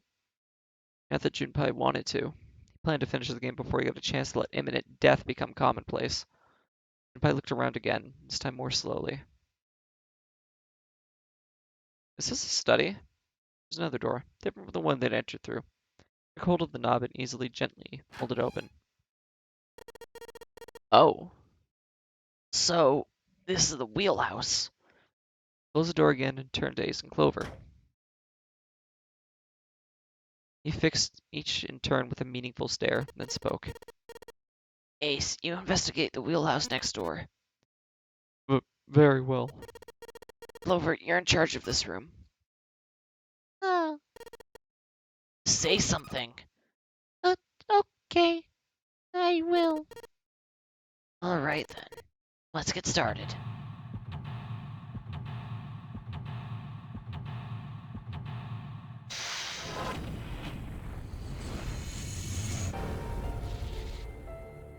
Alright, team, let's fucking do this. What's in here? A map, I will take it. Why not? Nautical charts. Why not? Chair. A chair. A chair. Clover isn't talking much. Well, I guess that's understandable. I mean, she's been through a lot. Really, it's more surprising that she's still together enough to talk at all. Light. Looks kind of like a wilted flower. Or a dick. Sorry, had to be lewd. World map with the Atlantic Ocean in the center. A number of red pins in several locations. What does red pins mean? Well, the nautical charts I picked up earlier have a map like this one. Maybe one of them matches up to the pins or something. Let's see. Well, what do you know? Looks like this one's a match to the pins. Okay, so we've got 7 locations connected by straight lines. Each one has a word next to it. That's probably the speed. Okay. The word dick 19 times. What? Wooden box. Maybe a case for letters? Hey, Clover, you ever write letters? Oh, Nothing. Shelves are lined with books. Let's see what's in this blue one. Something written on it. Ship's log. Huh. Ship's log, huh? That's actually kind of useful. It's a light. Well, I guess she doesn't really feel like talking. She's not really paying attention to anything, is she? Her mind must be somewhere else.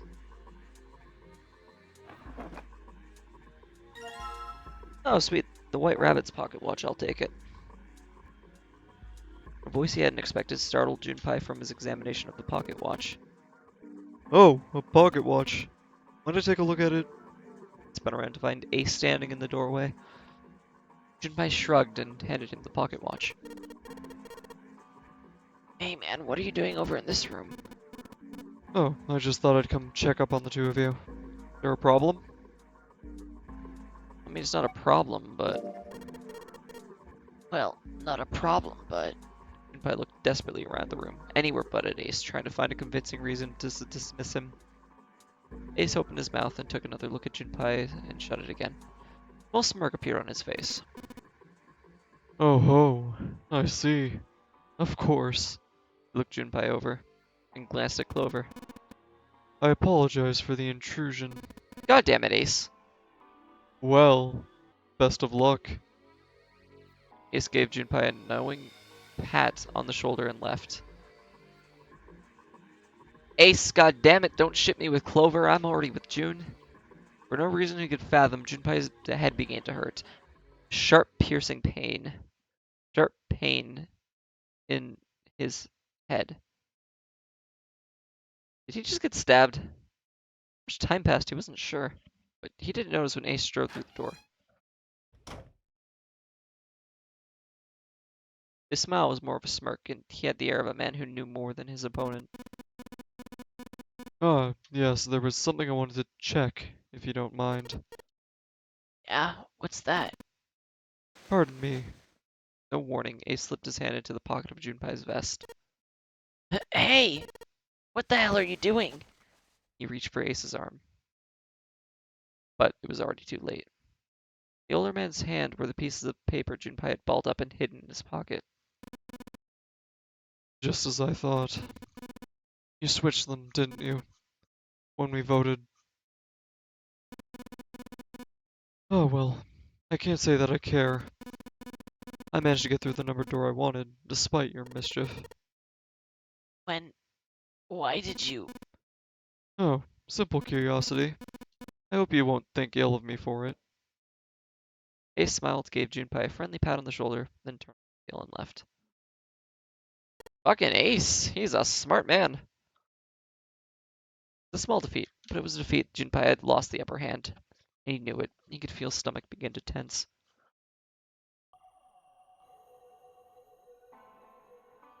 Damn. Right drawer. Let's have a look. Nothing. Left drawer. Let's have a look. Nothing. Damn. Ace is too chill. I don't trust him. Fucking wasn't Ace your favorite character? I don't know. I'm interested about Ace now. Ship's log. Let's see. Ship's log found in the chart room. Following is written on the last page. We leave soon for a new journey across the sea. After leaving port, we headed south and west. We turned southwest to steer around the continent, then proceeded northwest.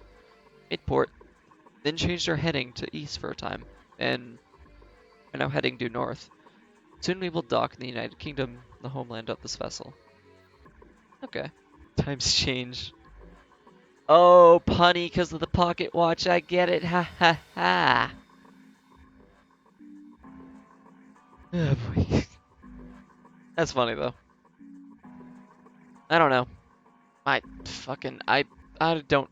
I think Ace just is more in it for himself than Lotus at this point. I don't know. But I don't think Ace is planning on getting anyone killed soon. Nautical table. Okay. Full, half, slow, full, half, dead, stop, dead. Wait, what?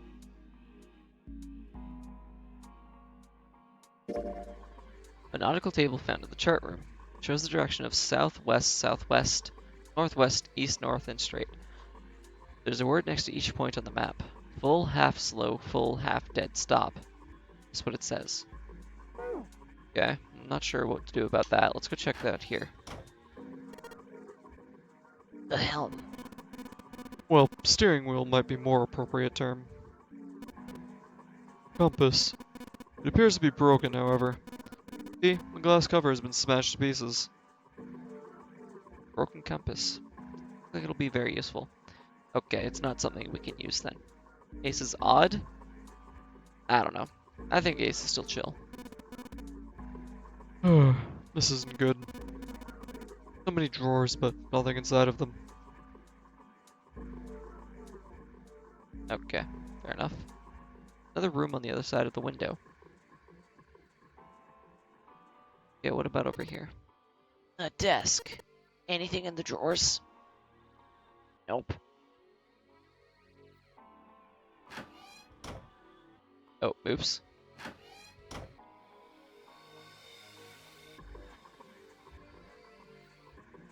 Looks like this is some sort of lock. Got a weird shape indentation on it. This shape, maybe This looks like the pocket watch would fit here. nothing. I imagine the pocket watch is intended to go in there. However, we may need to do something with the watch first. Okay. Mechanical pocket watch with a spring. Appear to be working. The hands have stopped at 5 minutes 39 seconds past 10 o'clock.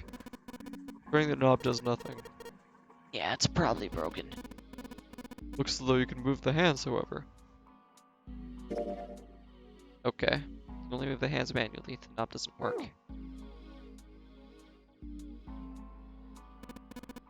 Looks like this is the only exit. Try it again. Know that I'm supposed to put the pocket watch in this hole, but... So we have to set it to a specific time then? What is this? Some kind of display? Looks a little like an electronic scoreboard. I imagine it was added recently. Rival. Oh, okay. Fair enough.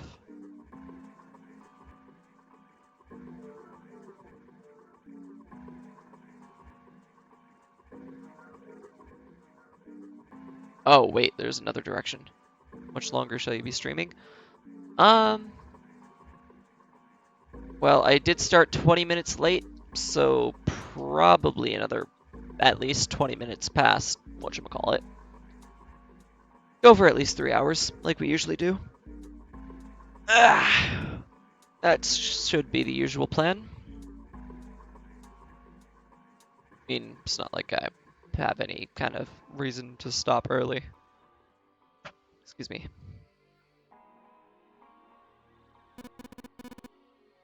An engine order telegraph. They use this on old ships to adjust the speed of the ship. Like the gear shift in a car. Well, it's a little different. This device doesn't connect directly to the engine. In short, it's a transmitter. The navigation officer uses it to send the speed of the ship and sends a signal to the engine. There's a handle on top of it which can be moved back and forth to... Hold on. Huh? There's no handle. You're right. There isn't. Looks as though it was deliberately removed. A compass. What destiny does it point us to? I really hope you don't think that sounded cool. He did. Compass behind the helm. Helm. Steering wheel. See if it. Whoa! Looks like the steering wheel moves. So it would seem... I know something else as well. What's that? Someone else in chat, please talk. I feel lonely. Everyone gone. They all got borked. Nah, McGillis. Everyone's just gone into lurk mode, I think. Which is fine. People do that. That is a sad. Yes. Yeah, no. Oh well. People be busy. They have the busy nights and they can't come to the stream. But you know what? That's fine.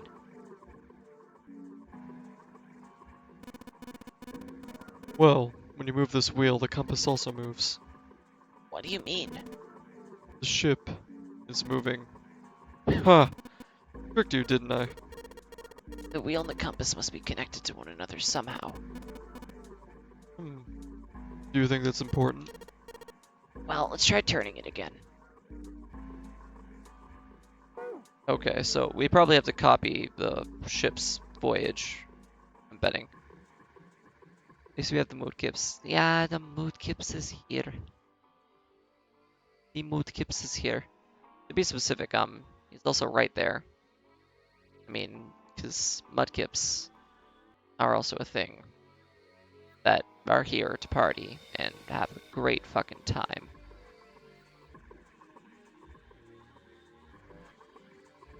Okay, where we go.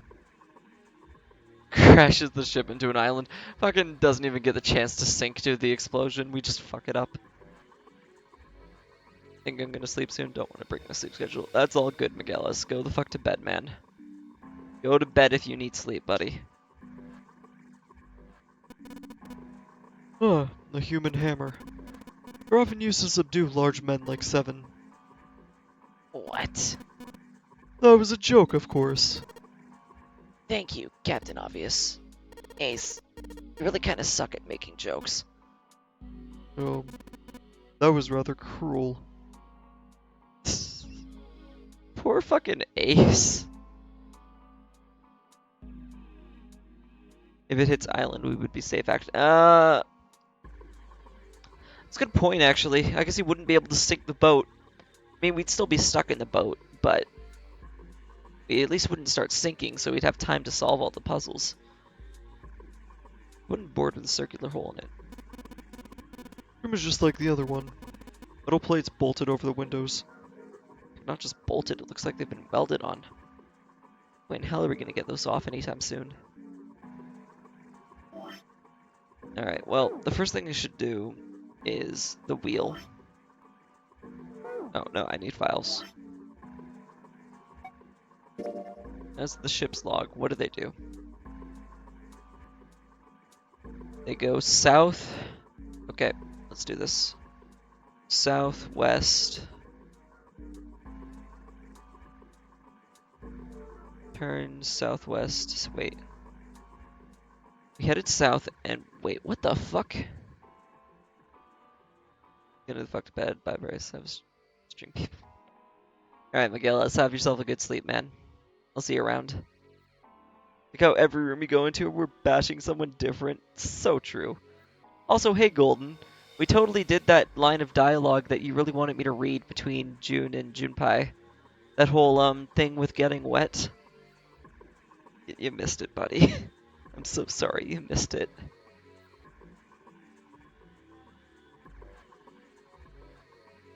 Okay, it says south and west. We turn southwest to steer around the continent. Then fucking... Here, what's this?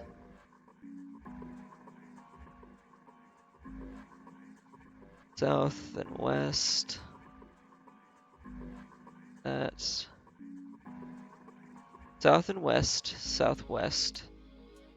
Okay. Same time tomorrow? Yep, same time tomorrow, although probably not gonna be, it's not gonna be this game. I don't know what it'll be. It'll be fucking probably Overwatch knowing me and some other stuff. I honestly don't fucking know. Better have gotten wet. Golden, I am always wet. I'm a mudkip. I live in water. Come on.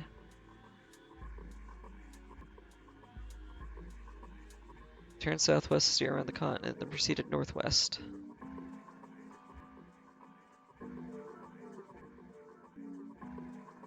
Alright, northwest. Made port, then changed our heading to east. That's being so 20 minutes late again tomorrow.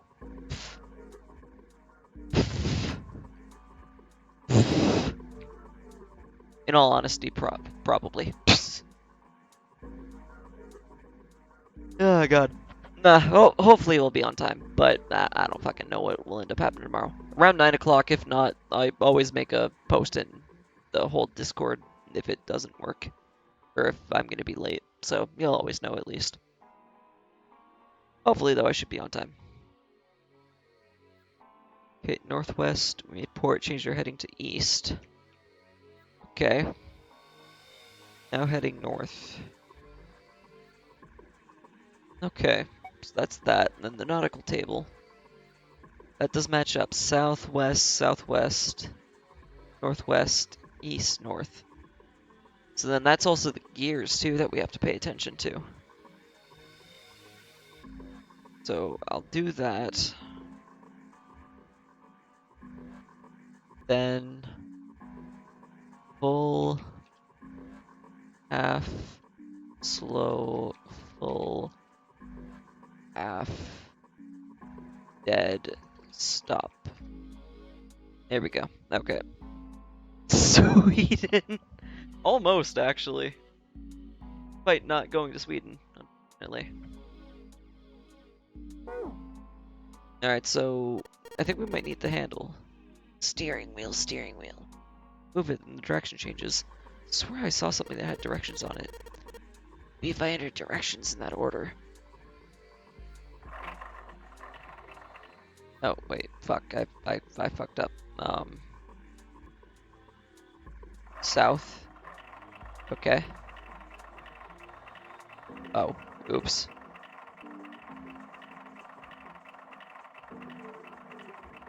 Let's exit out of this because I fucked up. Nothing is happening. Junpei, this is almost certainly one of Zero's puzzles. Must be a clue here somewhere that will help us solve it.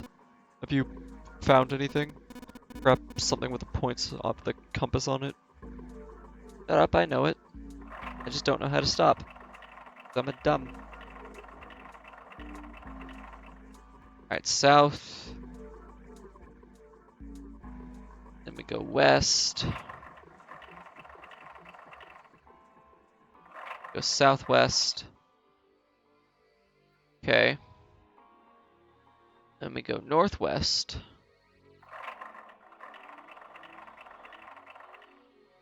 Fuck, I missed it. I goofed.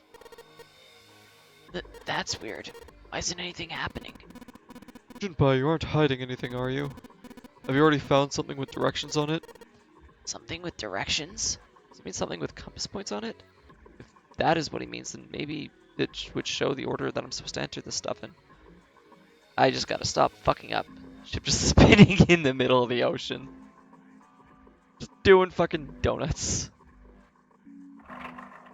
That'd be funny. Alright, south. Then west.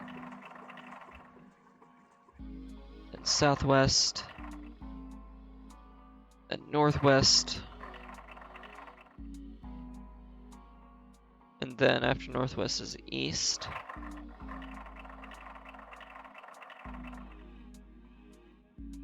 And then after east is north.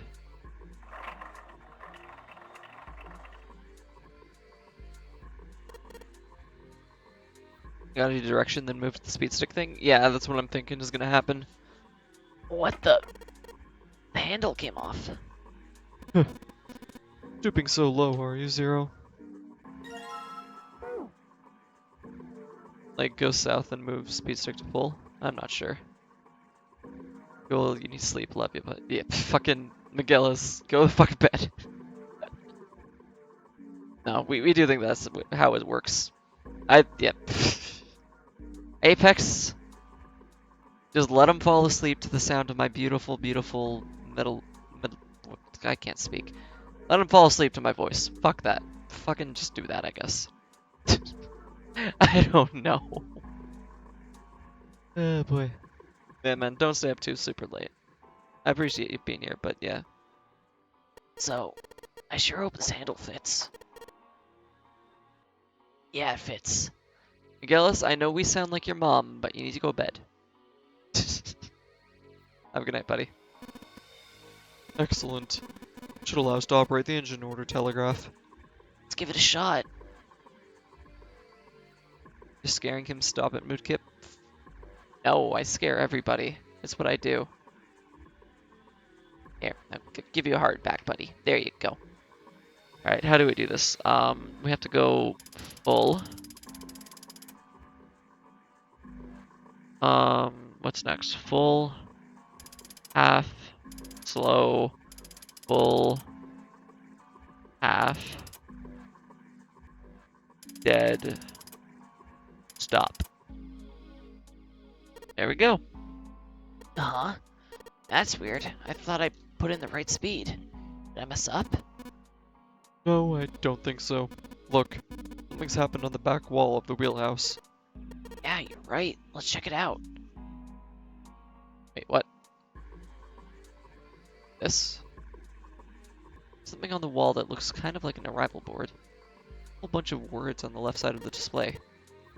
What the hell is this? Their names of ports across the world. Imagine showing us the ship's route. You know, just like the ones you might see at an airport. Parting, XX carrier, XX flight, XX at XX00. Like that. Oh, I get it. It does look like those are names of all the ports along the ships. I actually got another stream up in another tab of someone playing Pokemon Mystery Dungeon. Fuck, I can't remember RT, and he's got a Mudkip here too. That's actually funny. That's actually funny. But is he a real Mudkip, though? That's the question. Also, game, I honestly have to say, I'm impressed that you can have rescue team. Oh, right. Fucking, I'm a smarty. Oh, fuck. I remember I actually did get Mudkip in the fucking, in rescue team. I got Chimchar in Explorers of Darkness, though, but same nature. I think I got Naive for both of them. Which, I mean, fucking true. I'm naive as all hell. But I am impressed that you can actually pay attention to 2 streams at once. That's impressive. Brute. Oh, wait, wrong voice. It looks like only one of those has a time on it, though. Time on the last line, right? 10 seconds past 3 o'clock. Perhaps that's the arrival time? Okay. Set the clock. Broken pocket watch. I can only move the hands manually. Okay. Do the thing. A digital scoreboard, or something like that. On the left side, it's got the names of ports the ship will stop along its route. Last line says 10 seconds past 3 o'clock. Must be the estimated time of arrival at the final port. Hmm? No, perhaps. Oh, what's he doing? Excuse me, Junbai. Hey, he just took my pocket watch. Hey! What the hell are you doing? Just trust me. Holy shit, someone else is solving a puzzle instead of me. You should be fine now. Thanks for giving me the pocket watch back, but you don't need to look so smug about it. Let's see what he... Oh, he moved the hands. 10 seconds past 3 o'clock. Oh, so you changed it to match the final arrival time. He nodded slowly. You know what to do next, right? Give it a shot. Thank you, Ace. I appreciate you actually doing something other than these other lazy bastards. Looks like this is some sort of lock. It's got a weird shape indentation on it. Actually, it's shaped just like this pocket watch I've got. Let's try putting this in there. There we go. Yes! This is open now. Good work. Seems you were successful, as I stand here bathing in the light of my knowledge. Well done, Junbai. Hey! Clover! What? Look, we unlocked the door. Now we can get out of this room. Oh. Well, let's go then. Clover. Huh. Sorry, girly. I'm sorry your brother's spaghetti. But it's okay, we'll avenge him by hopefully not everyone dying this time. The space they found themselves in and outside of the wheelhouse was far too narrow to be called a hallway. On their left was a wooden door. They pushed it open and stepped into the room beyond.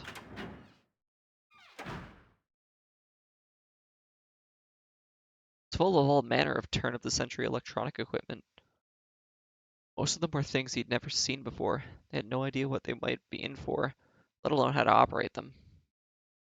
One smaller machine had a metal bar that ended in a circular handle. Is that a fucking... What's the word? Telegraph? No. I can't remember. Ace seemed to recognize it. Oh, it is, okay. Oh, yes, a telegraph key. These were used to transmit Morse code a long time ago. He turned and slowly took in the room. This must be the communication office. Across the room from the door they'd entered through was another door. Metal plaque was nailed to it. It read, Captain's quarters. The captain's quarters. Sending out an SOS. Sending out an SOS. Oh god, that fucking song. I can't even remember the rest of it, but it was great. That's what it says. Then, do you think... Fuck, I need my hoodie to do this properly. I'm Zero, the captain of the ship. Ace swallowed. I could feel his hands begin to sweat. Clover seemed unaffected. Well, we won't know if we don't open it. Walked up to the door and put her hand on the knob. It opened easily, and without so much pause, she walked in. And Ace followed. First thing they saw, what? Was a man on the floor covered in blood. What? Who the fuck's this guy? Uh, Ugh. Jinbai felt his body seize up, his mouth went dry, and he felt very, very cold. The blood in his veins slowed to a crawl, and his heart tightened like a fist. Is this the third time they'd seen a horror of death laid out before them? think it was something he could stand to see much more of. Also, Apex was wrong. Still, he began to accept that whatever it was he saw, whatever happened to him, beyond his control and whatever force driven by a determination that he could not hope to match. A sense of helplessness, of desperation washed over him, left behind a feeling of utter emptiness, wormed its way through his body like acid. Then he realized he had to check the man's pulse. Perhaps he was still alive. Fueled by that spark of hope, Junpei ran to the man's body. His heart fell. His fingers were on the man's neck. He felt no pulse. Pupils had dilated, breathing. Junpei lifted the man's already stiff body. He has a thing on his wrist. What the fuck? There was a deep red wound on it. I did not have to wonder long what could have made such a wound. For lying next to the corpse was an axe. The entire blade of it was drenched in bright red blood. The shape of the man's wound put no doubt that it had been made by the axe. I looked at the body again. A lake of blood stretched out around it. He was wearing the clothes of a ship's captain, stained with blood. Captain? Did that mean that this man was Zero? On his left hand was a bracelet. The number on the bracelet was 0. It was only then that Junpei noticed the blood that filled the room. He couldn't help but laugh. Nothing else for him to say. Too simple. Obvious. Too straightforward. If there had been a dead man on the floor, Junpei might have thought it was a joke.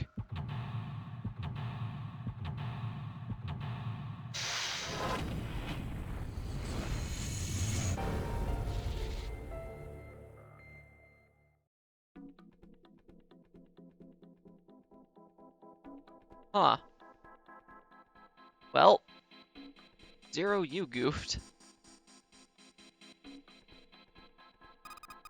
There's blood on the chair. I think this was dead guy's. Yeah, probably. Take the 0. I will go try. Where's the dead dude? Junpei, wait. Fuck.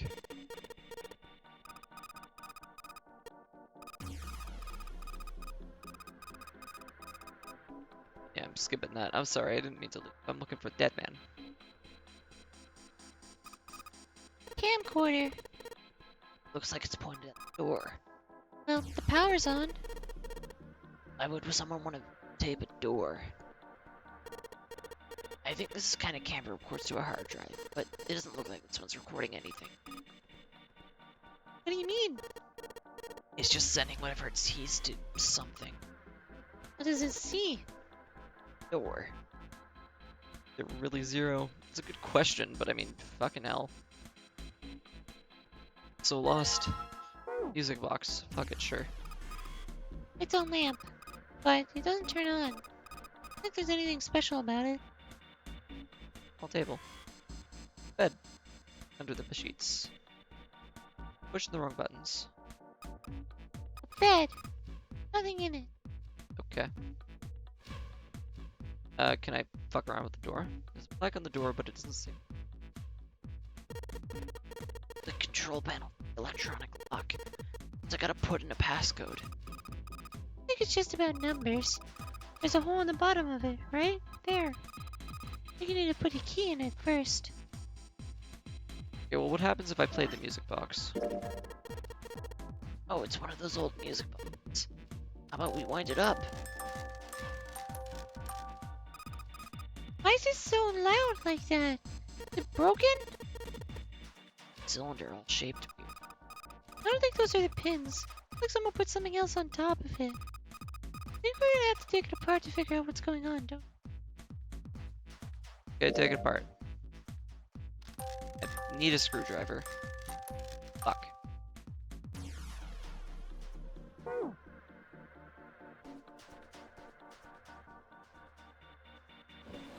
Firstly in the desk, what's this? The deal with this is some kind of code. There are 4 rows of numbers and letters. They all start with a 0 and end with 8, F, N, or V, respectively. This has something to do with number bases. Okay, I don't fucking remember that. Makes sense of someone else on the ship killing people like Sub-End. It would, but then 0 was also... So there's 11 people on the boat then? Because originally we said there's 9 people. Then we said there's 0, so that makes 10. There's 11 people on the boat now. There's a bunch of weird buttons on here. Please switch what you see on the screens. Can I work this thing? Why don't we just press one of these? Like this one. Well, I guess it does change the... What the hell is this? Hey, isn't this door on that screen the one right behind us? Right. Whatever that camera sees is sent to this screen in real time. What if that means something? On the monitor. Static. Okay.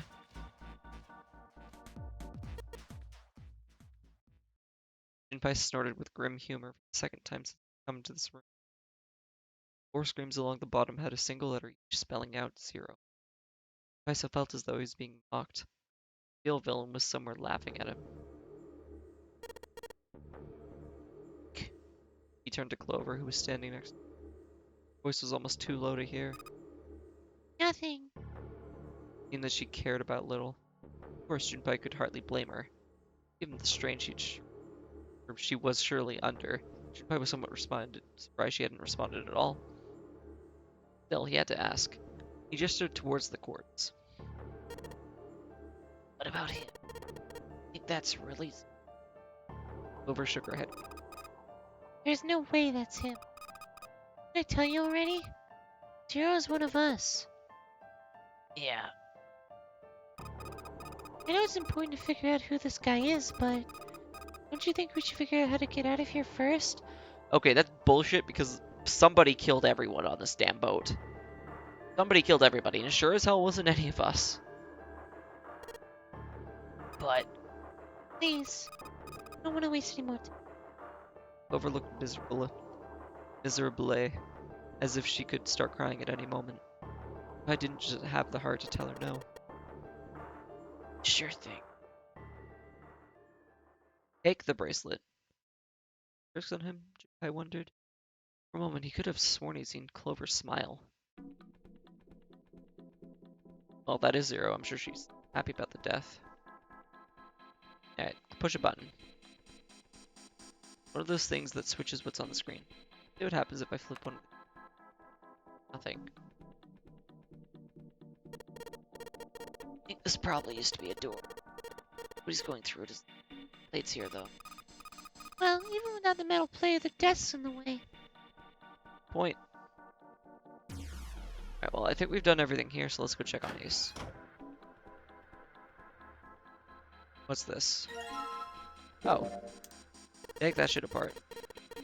Alright, the screwdriver ought to make short work of this music box. There's a cylinder. Looks to be a cylinder for a music box. There are a number of pins and some pieces of metal that look rather like fans attached to it. Okay.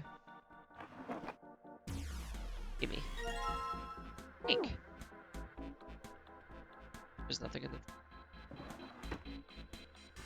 Okay. Nope. I thought there's a chair. Not a chair. Old telegraph machine. Suspicious here.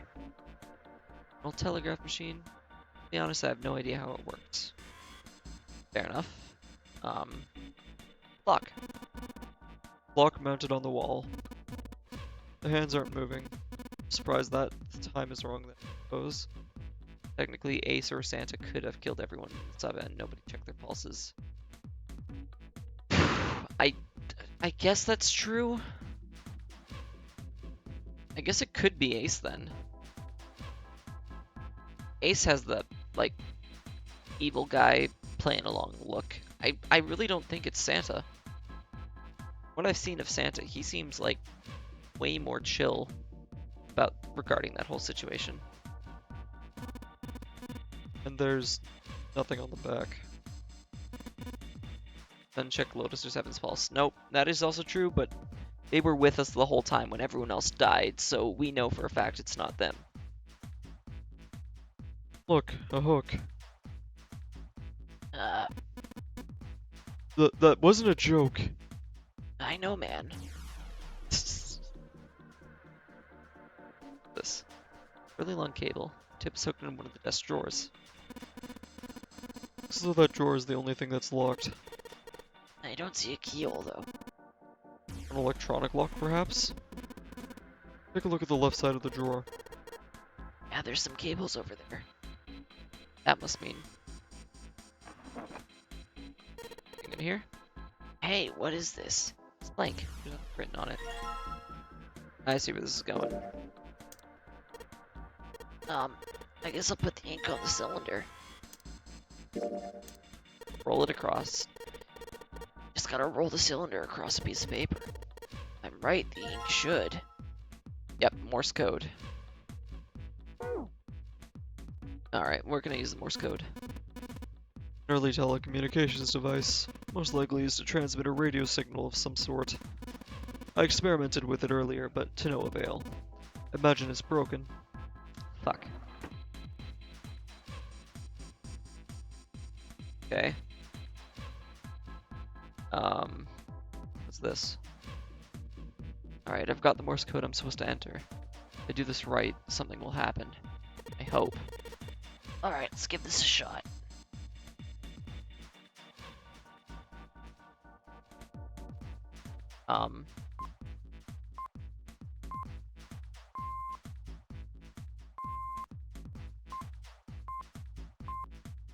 I don't know how Morse code works. Dev can attest to that.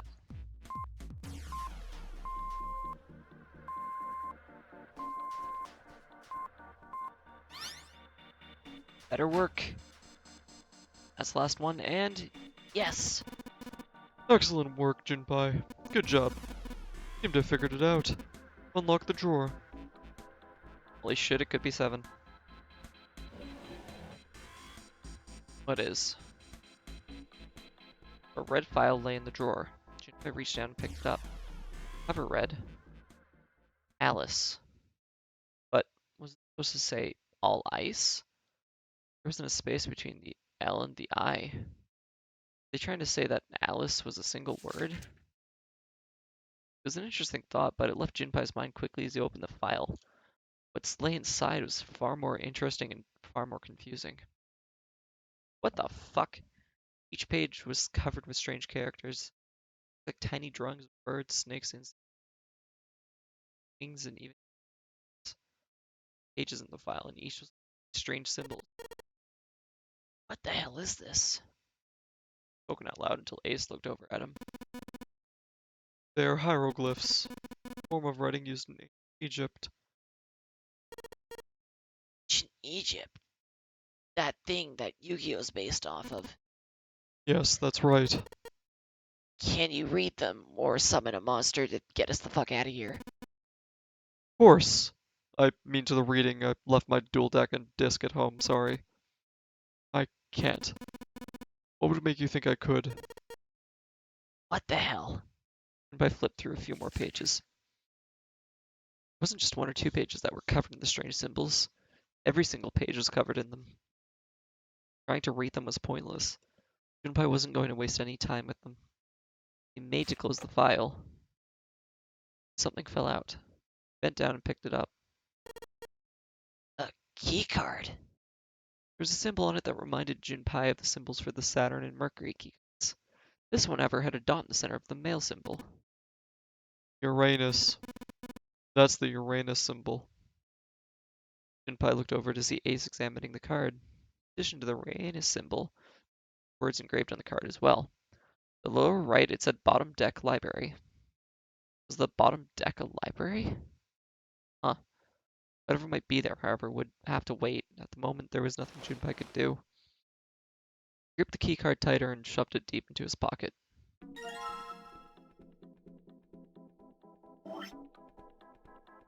Fucking... Says Alice on the spine. All the pages are filled with hieroglyphs. Okay. Well, can't do any of that. Damn. What's this? Neat key. Okay, well, I know what that's obviously for. Headphones for listening to radio transmissions, I think. Hey, Ace, look. It's a monkey with glasses. How on earth did you arrive at that conclusion? I don't know, Ace. I'm sorry.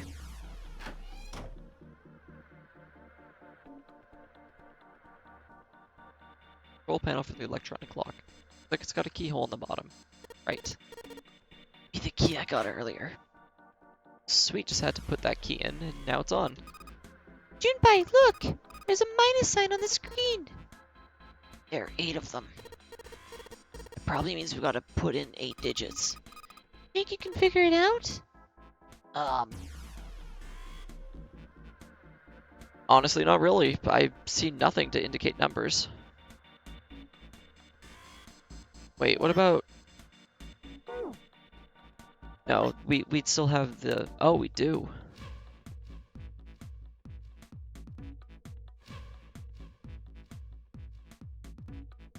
Okay, that's way more than fucking 8 letters, so that can't be it.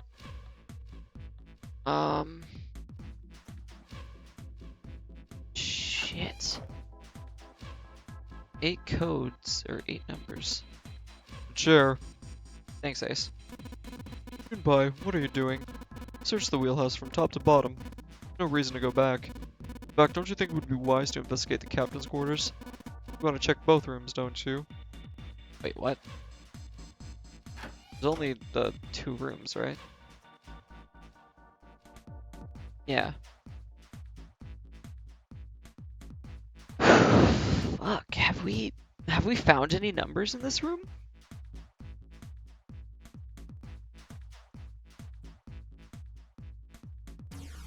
I can't think of any time that we found numbers in this room. Like, that doesn't do us anything. Oh. Oh. Shit. Okay, so this has to be the code for the thing. Somehow. But I have no fucking idea. What the fuck?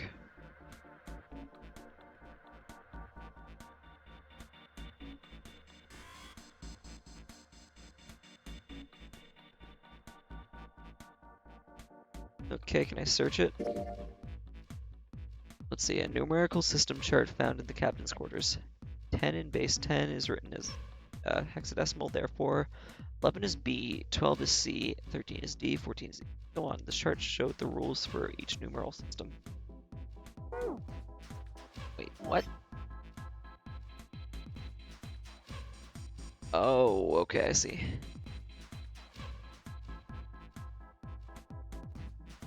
Okay, well, if this is just the rules, then fuck.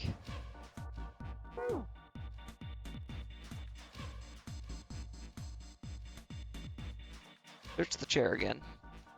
Blood on the chair. Kinda creeping me out. Okay. Fair enough.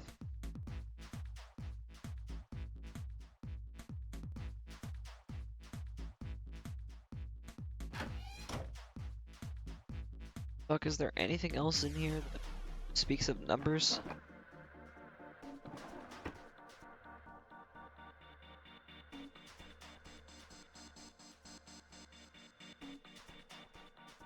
Fuck? No, okay.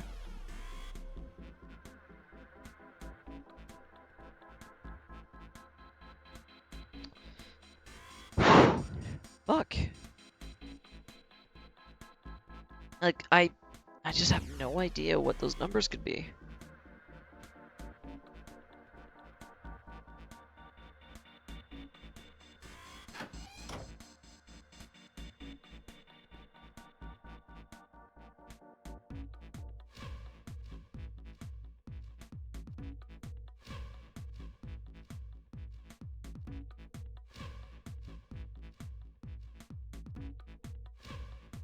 Fuck me. Really, I can't think of anything. Oh!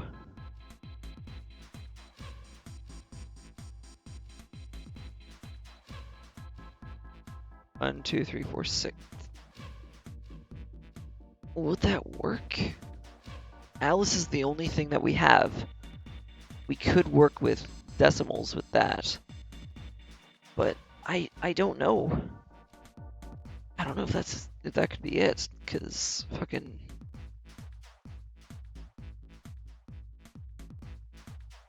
Okay, in that case, 10, 11, that's 10. Alright, so A is 10, right? 11 is B. Okay, so A is 10. Okay, A, so 10, L, B, 10, 11, 12, 13, 14, 15, 16, 17, 18, 19, 20, 21. So 10, 21, I. 10, 11, 12, 13, 14, 15, 16, 17, 18. 18, C is 10, 11, it's 12, and then E.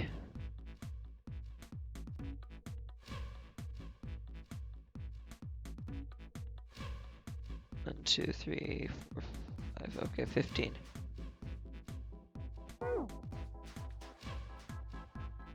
Wait.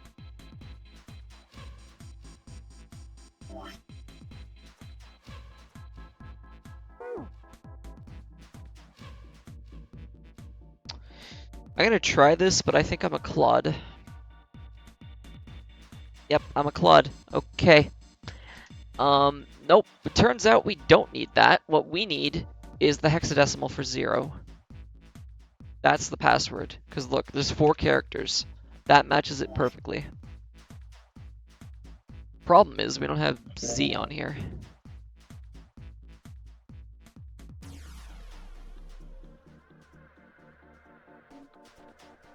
N in base 10 is written as A in hexadecimal. Alright, in which case, fucking 10, 11, 12. There's 26 letters of the alphabet, right?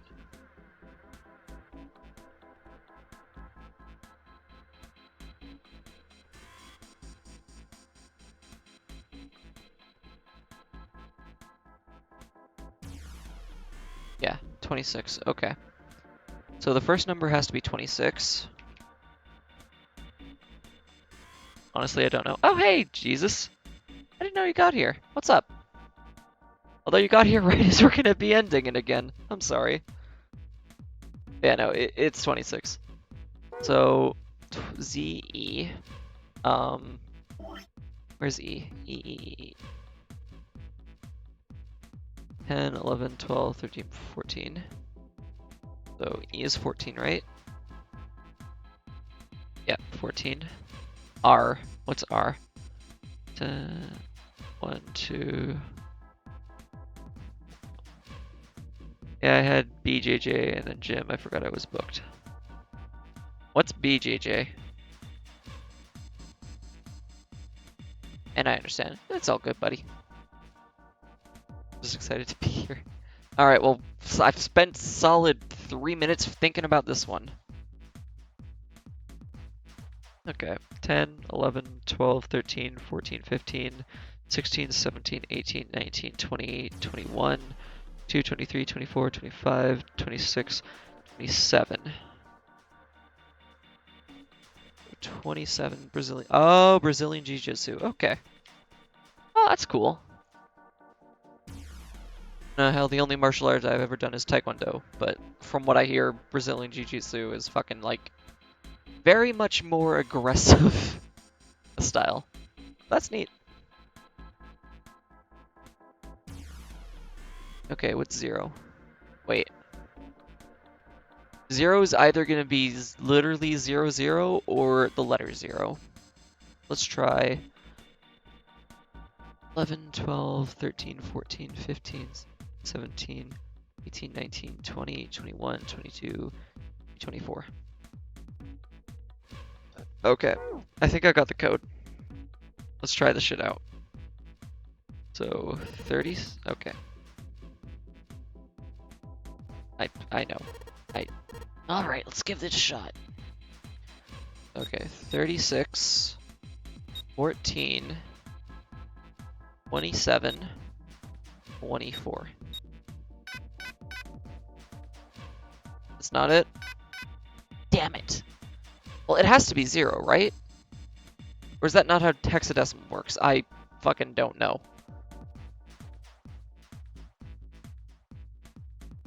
Or maybe I just miscounted something. I'm not sure. Like, game, you know hexadecimal, right? What's the passcode? Pretty sure I've searched every part of this room by now. What would the letter Z be in hexadecimal? I got 36, right? I'm honestly not sure.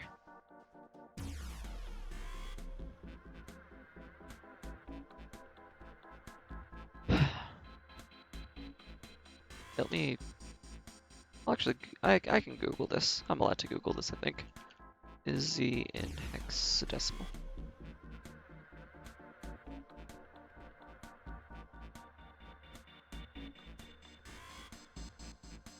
F is 15, I think Z is 35. Z is 35. Okay, because I'm using 36.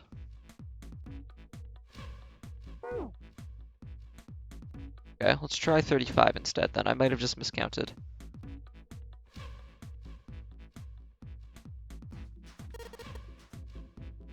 Alright, 3, 5, 14, 27, 24.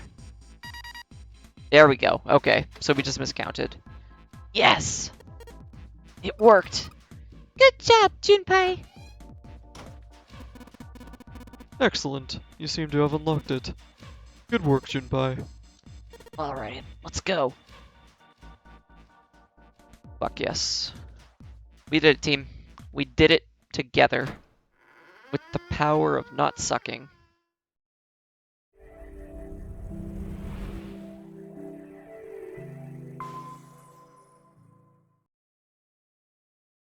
They stepped out of the captain's quarters and into another hallway. The hallway stretched out in front of Junpei for a bit before turning left like a great backward L. I ran at the corner and took off down the straightaway. He ran and ran and ran so far away. And he ran at the end of the hall. Was the door. He made straight for it. He was nearly halfway to it when he noticed a piece of paper in the middle of the floor. What was a piece of paper doing in the middle of the hallway? I skidded to a halt. He dropped down his hands and knees and quickly tore the paper off the floor. Now that he had a chance to examine it more closely, it was clear that it was a map. More specifically, a map of the ship's interior for the A deck.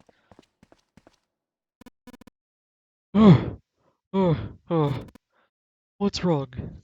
Ace, slightly slower by virtue of his advanced age, had finally caught up to Junpei. Pai said nothing, simply showed Ace what he had found. He looked at it long enough to determine what it was, and nodded. I see. With that, he began running again, past Junpei. Pai shoved the map into his pocket and got up to follow Ace, but something stopped him. Hey, where's Clover? He turned around. Clover was nowhere to be seen. I swear to God, if he was just faking his death on the floor and, like, as we walked out the room, just fucking grabs Clover, that'd be impressive, I'm not gonna lie. Damn it, what the hell is she up to? I muttered angrily under his breath and took off back the way he'd come. As he stomped around the corner, he saw her. She was standing in front of the door to the captain's quarters, her hand on the doorknob. As Junpei watched, she closed it gently and quietly. What the hell are you doing? Nothing. What do you mean, nothing? Clover had subconsciously put her hands over the pockets of her jacket, as if she was trying to hide something. What the hell is that? What? You've got something in your pocket. What is it? Oh, this? Uh, um, this is... I wonder. What the hell? Come on, we gotta hurry. That Clover ran straight past somewhat confused Junpei. As she did, he got a glimpse of her back. Sticking up from her collar was something that looked like a big wooden stick. Hey, Clover, what the hell's that thing on your back? She didn't respond. Instead, she quickly turned the corner and disappeared. Pai did his best to convince himself that it would make sense later, and ran off after Clover. As she just whaps him with the stick across the face as he runs. Junpei pushed through the door and found himself in a large room with a large set of stairs. Oh, they're back. Excuse me. It was just what he'd expected to see after reading the map. Clover has. Oh my god, you're right. Fucking hell, Clover! His "I see" after reading the map himself meant that Ace had probably realized the same thing. Pi looked around, but Ace was nowhere to be seen. He put his hand on the handrail and leaned over to look down. There he was. And not just Ace, Santa, June, Seven, and Lotus as well. Junpei and Clover glanced at each other and hurried down the stairs. They reached B deck at the same time. Jumpy! Clover! Oh, Clover gonna chop a bitch. Either that or Clover's just like, I'm taking this for some self-defense. June's face was excited. Something had happened that much Junpei could tell by simply looking at her. What's up? Given their situation, he was not inclined to be excited about sudden developments.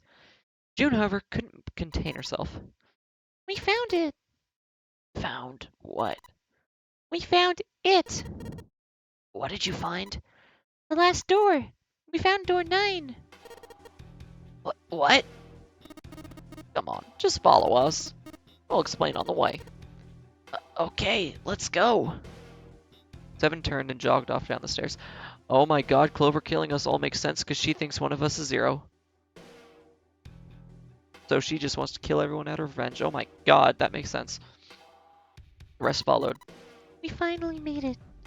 Her relief and excitement in her voice echoed what each one of them felt. Yeah, it's finally time. Junpei wasn't quite ready to believe they'd really done it, at least not just yet. Still, if everyone said it was door 9, then it probably was. He could feel his heart racing. A mixture of anticipation and fear ran through his veins, and he could feel his legs shaking. He was doing his best to maintain a sense of healthy skepticism, but he couldn't deny that the prospect of escape was an exciting one. But there was one thing he couldn't get off his mind. The number door could only accommodate between 3 and 5 people. There were 7 of them on their way to door 9. That meant even in the best case scenario, there'd be 2 of them that would have to stay behind. 2 people. He didn't have any solutions to that problem yet, but he was desperately hoping one would present itself. Junpei looked over at the clock. The hands indicated that it was 4:30. They had 90 minutes before the time was up. Hey, Junpei, June, what the hell are you two doing? Hurry it up. Santa's voice jolted Junpei out of his reverie. I can't speak. Let's go, Jumpy. June took off down the stairs, jogging as quickly as she could. Junpei followed. They were quiet for a while until they had just reached C deck when Clover spoke. Hey! What about door 2? Everyone else stopped. They all turned to look at Clover. Seven spoke. What about door 2? Door 2 is the only one we did. We haven't gone through it, I mean. Yes, that is true. Are you guys okay with that? Not investigating it, I mean? Yeah, I'm fine with that, because if we go through that, you're gonna pick us off one by one when we're separated. Duh. Besides, I went in it a different life. It just results in everyone dying. So what? We found door 9. We don't need any of the other doors. What's the point? What's the point in going to door 9? We can't go through it, can we? Please, someone point out the fact that there's 2 doors. Then we should do what we have to do before we go any further. It's like a jigsaw puzzle. The best way to finish it quickly is to do the border pieces first. You know? Okay, no. If you guys fucking found door 9, then you fucking know there are 2 doors. Come on, guys. Are you telling me you seriously didn't see that? Or what? You think all 7 of us should go to door 9? Then we argue over who stays behind and who gets to go? Really want to do that again? Who knows? If we check out door 2, maybe we'll find something. Maybe we can find a way to get all of us out. I don't know what might be in there. We might not find anything. But don't you think it'd be better to at least take a look? I mean, am I wrong? That sound wrong to you guys? Yeah, you do have a point. The others nodded in agreement. Last time I checked the clock, it was 4:30. It's not like we've got a lot of time, but if we're quick about it, we might have time to take a look. Right. Let's go take a look at door 2. They were back in front of the elevator. God damn it, why can't I have the fucking choice? Nearby the large hospital room. The elevator could take them down to door 2. After a few minutes of discussion, decided that Clover, Santa, June, and 7 would go. Clover, Santa, June, and 7. Great, they're dead. Alright, let's get going. I'll see you. I'll see you later. Okay, be careful. Can I do nothing to avoid this fate of Clover being batshit crazy? Climbed into the elevator and Junpei listened to the creak and rattled its way down to the bottom deck. Only Junpei, Ace, and Lotus were left. As the elevator rumbled out of sight, Ace spoke. Lotus, would you be so kind as to go with me? Go with you. I didn't think people still talked that way outside of the 1950s. Well, I'm a mother. Would that be a problem for you? That wasn't what I meant to. Hoping you would come with me. Seriously though, I was kidding. Uh, So, where was it you wanted to take me? there's something I wanted to show you. Hey man, what the hell? I'm not important enough? Well, Oh, fuck. Well, it's not like that. Once I've shown Lotus, I'll show you. Really? Of course. oh, never mind, Ace is the killer. Ace's smile was friendly. Fine, do whatever you want. Thank you. Are you coming, Lotus? Fine. Doesn't look like they're going to be back anytime soon. Might as well go see whatever it is you think it's so important. Thank you. Well then, shall we go? Ace turned and began to walk.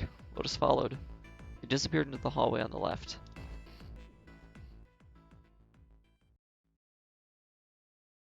Well, Lotus is dead. Junpei wasn't sure how long they'd been gone when the elevator suddenly opened.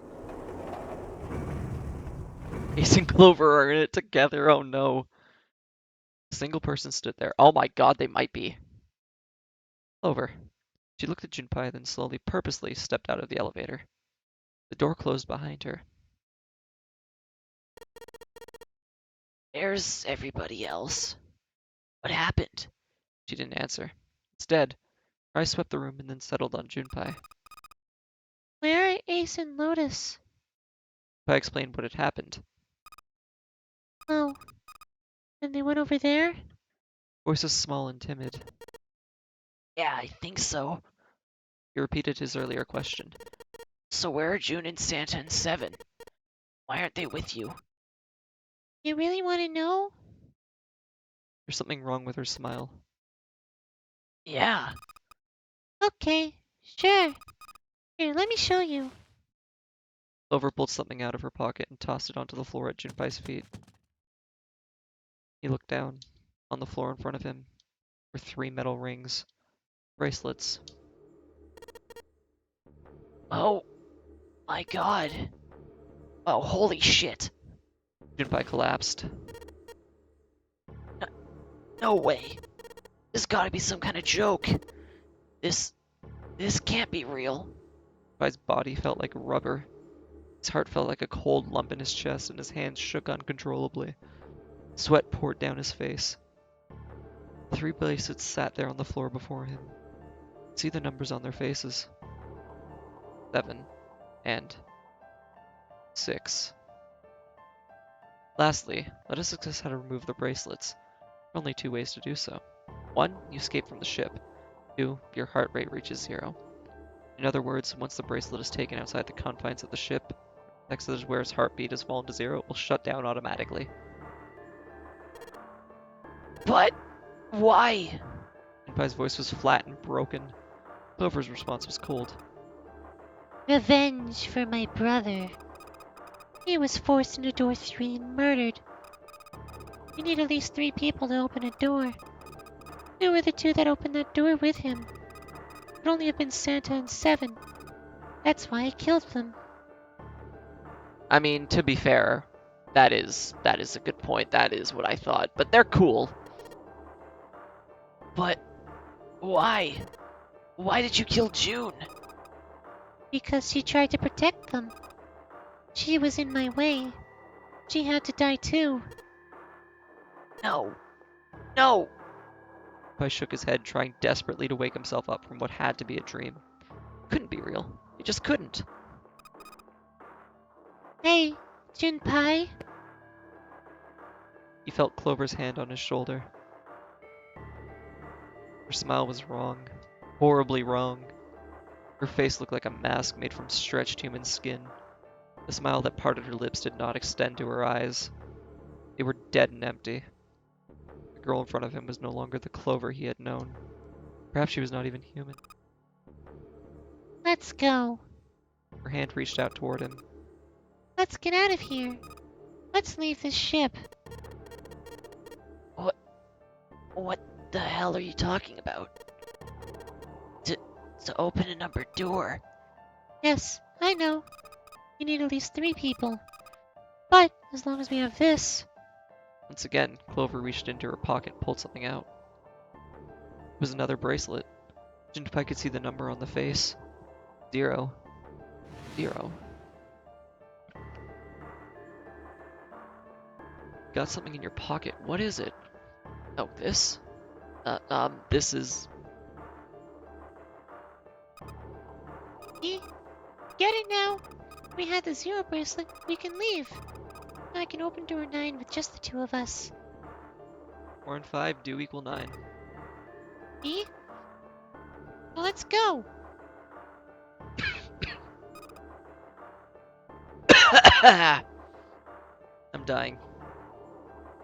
Come on. Hurry up. She shoved out her hand again. I looked up at Clover. She had the face of a demon. There was something else. The holy light that surrounded her. Both a fierce god and a benevolent goddess filled with love. Junpei? Her voice was soft. Her eyes weren't empty anymore. Deep. So deep Junpei could feel. Felt dizzy. Something oddly bewitching about her. And was beginning to crack and his heart began to melt. Junpei. And she was offering. Soft. Fighting. I reached out. Close it over. Er,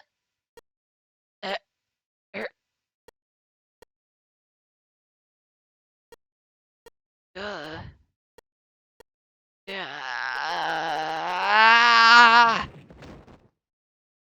Junpei writhed in agony. He shuddered and twitched, his body spasming as he went in shock. He screamed until his throat was torn and screamed more. His cries echoed across the room. Eventually, his movement left in Junpei's body began to go numb. He no longer felt pain. He no longer felt anything. Whatever Junpei had been was gone. Last remnants of his mind. Even as his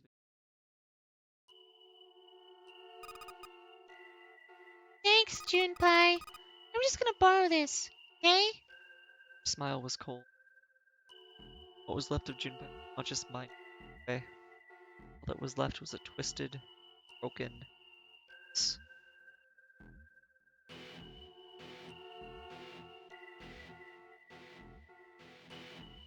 Can I not play this game without dying?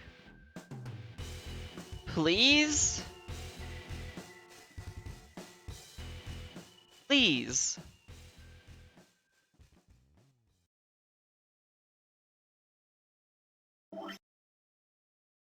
Fittingly, this is the accenting. Fucking... We've gone 3-0. I played through this 3 times and died all 3 times. God fucking damn it. Okay, so in that case, for the knife ending, it's definitely Clover. Clover, 100%, I'm sure, stabbed us. I guarantee that. Want help? Honestly, we're just gonna keep playing through this. We'll get to endings as we go. We'll do it. I don't think we need help right now, but she definitely was the one with the knife, but then that means there's two potential killers on this boat, because she was dead in one of them. So she's one killer for two of the endings, and then there's another killer for the last one. But God fucking damn it, Clover. I feel like you're gonna run into repeat endings though. This is true. If we start like I'm not gonna lie, if we start running into at least at this point, we've done every puzzle in the game. So we can skip through it all really fast, right? Obviously there's certain paths we need to take to get to certain endings, but I feel like we can keep going without needing to like turn to a guide. So I'm not gonna lie, I'll turn to a guide if I need to turn to a guide, but yeah. Why would Clover kill Lotus in the knife ending?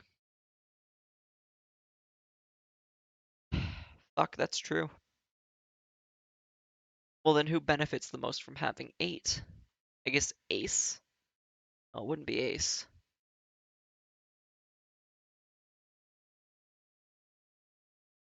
I couldn't say who has benefits the most. Pass you that flowchart if you really want. Um,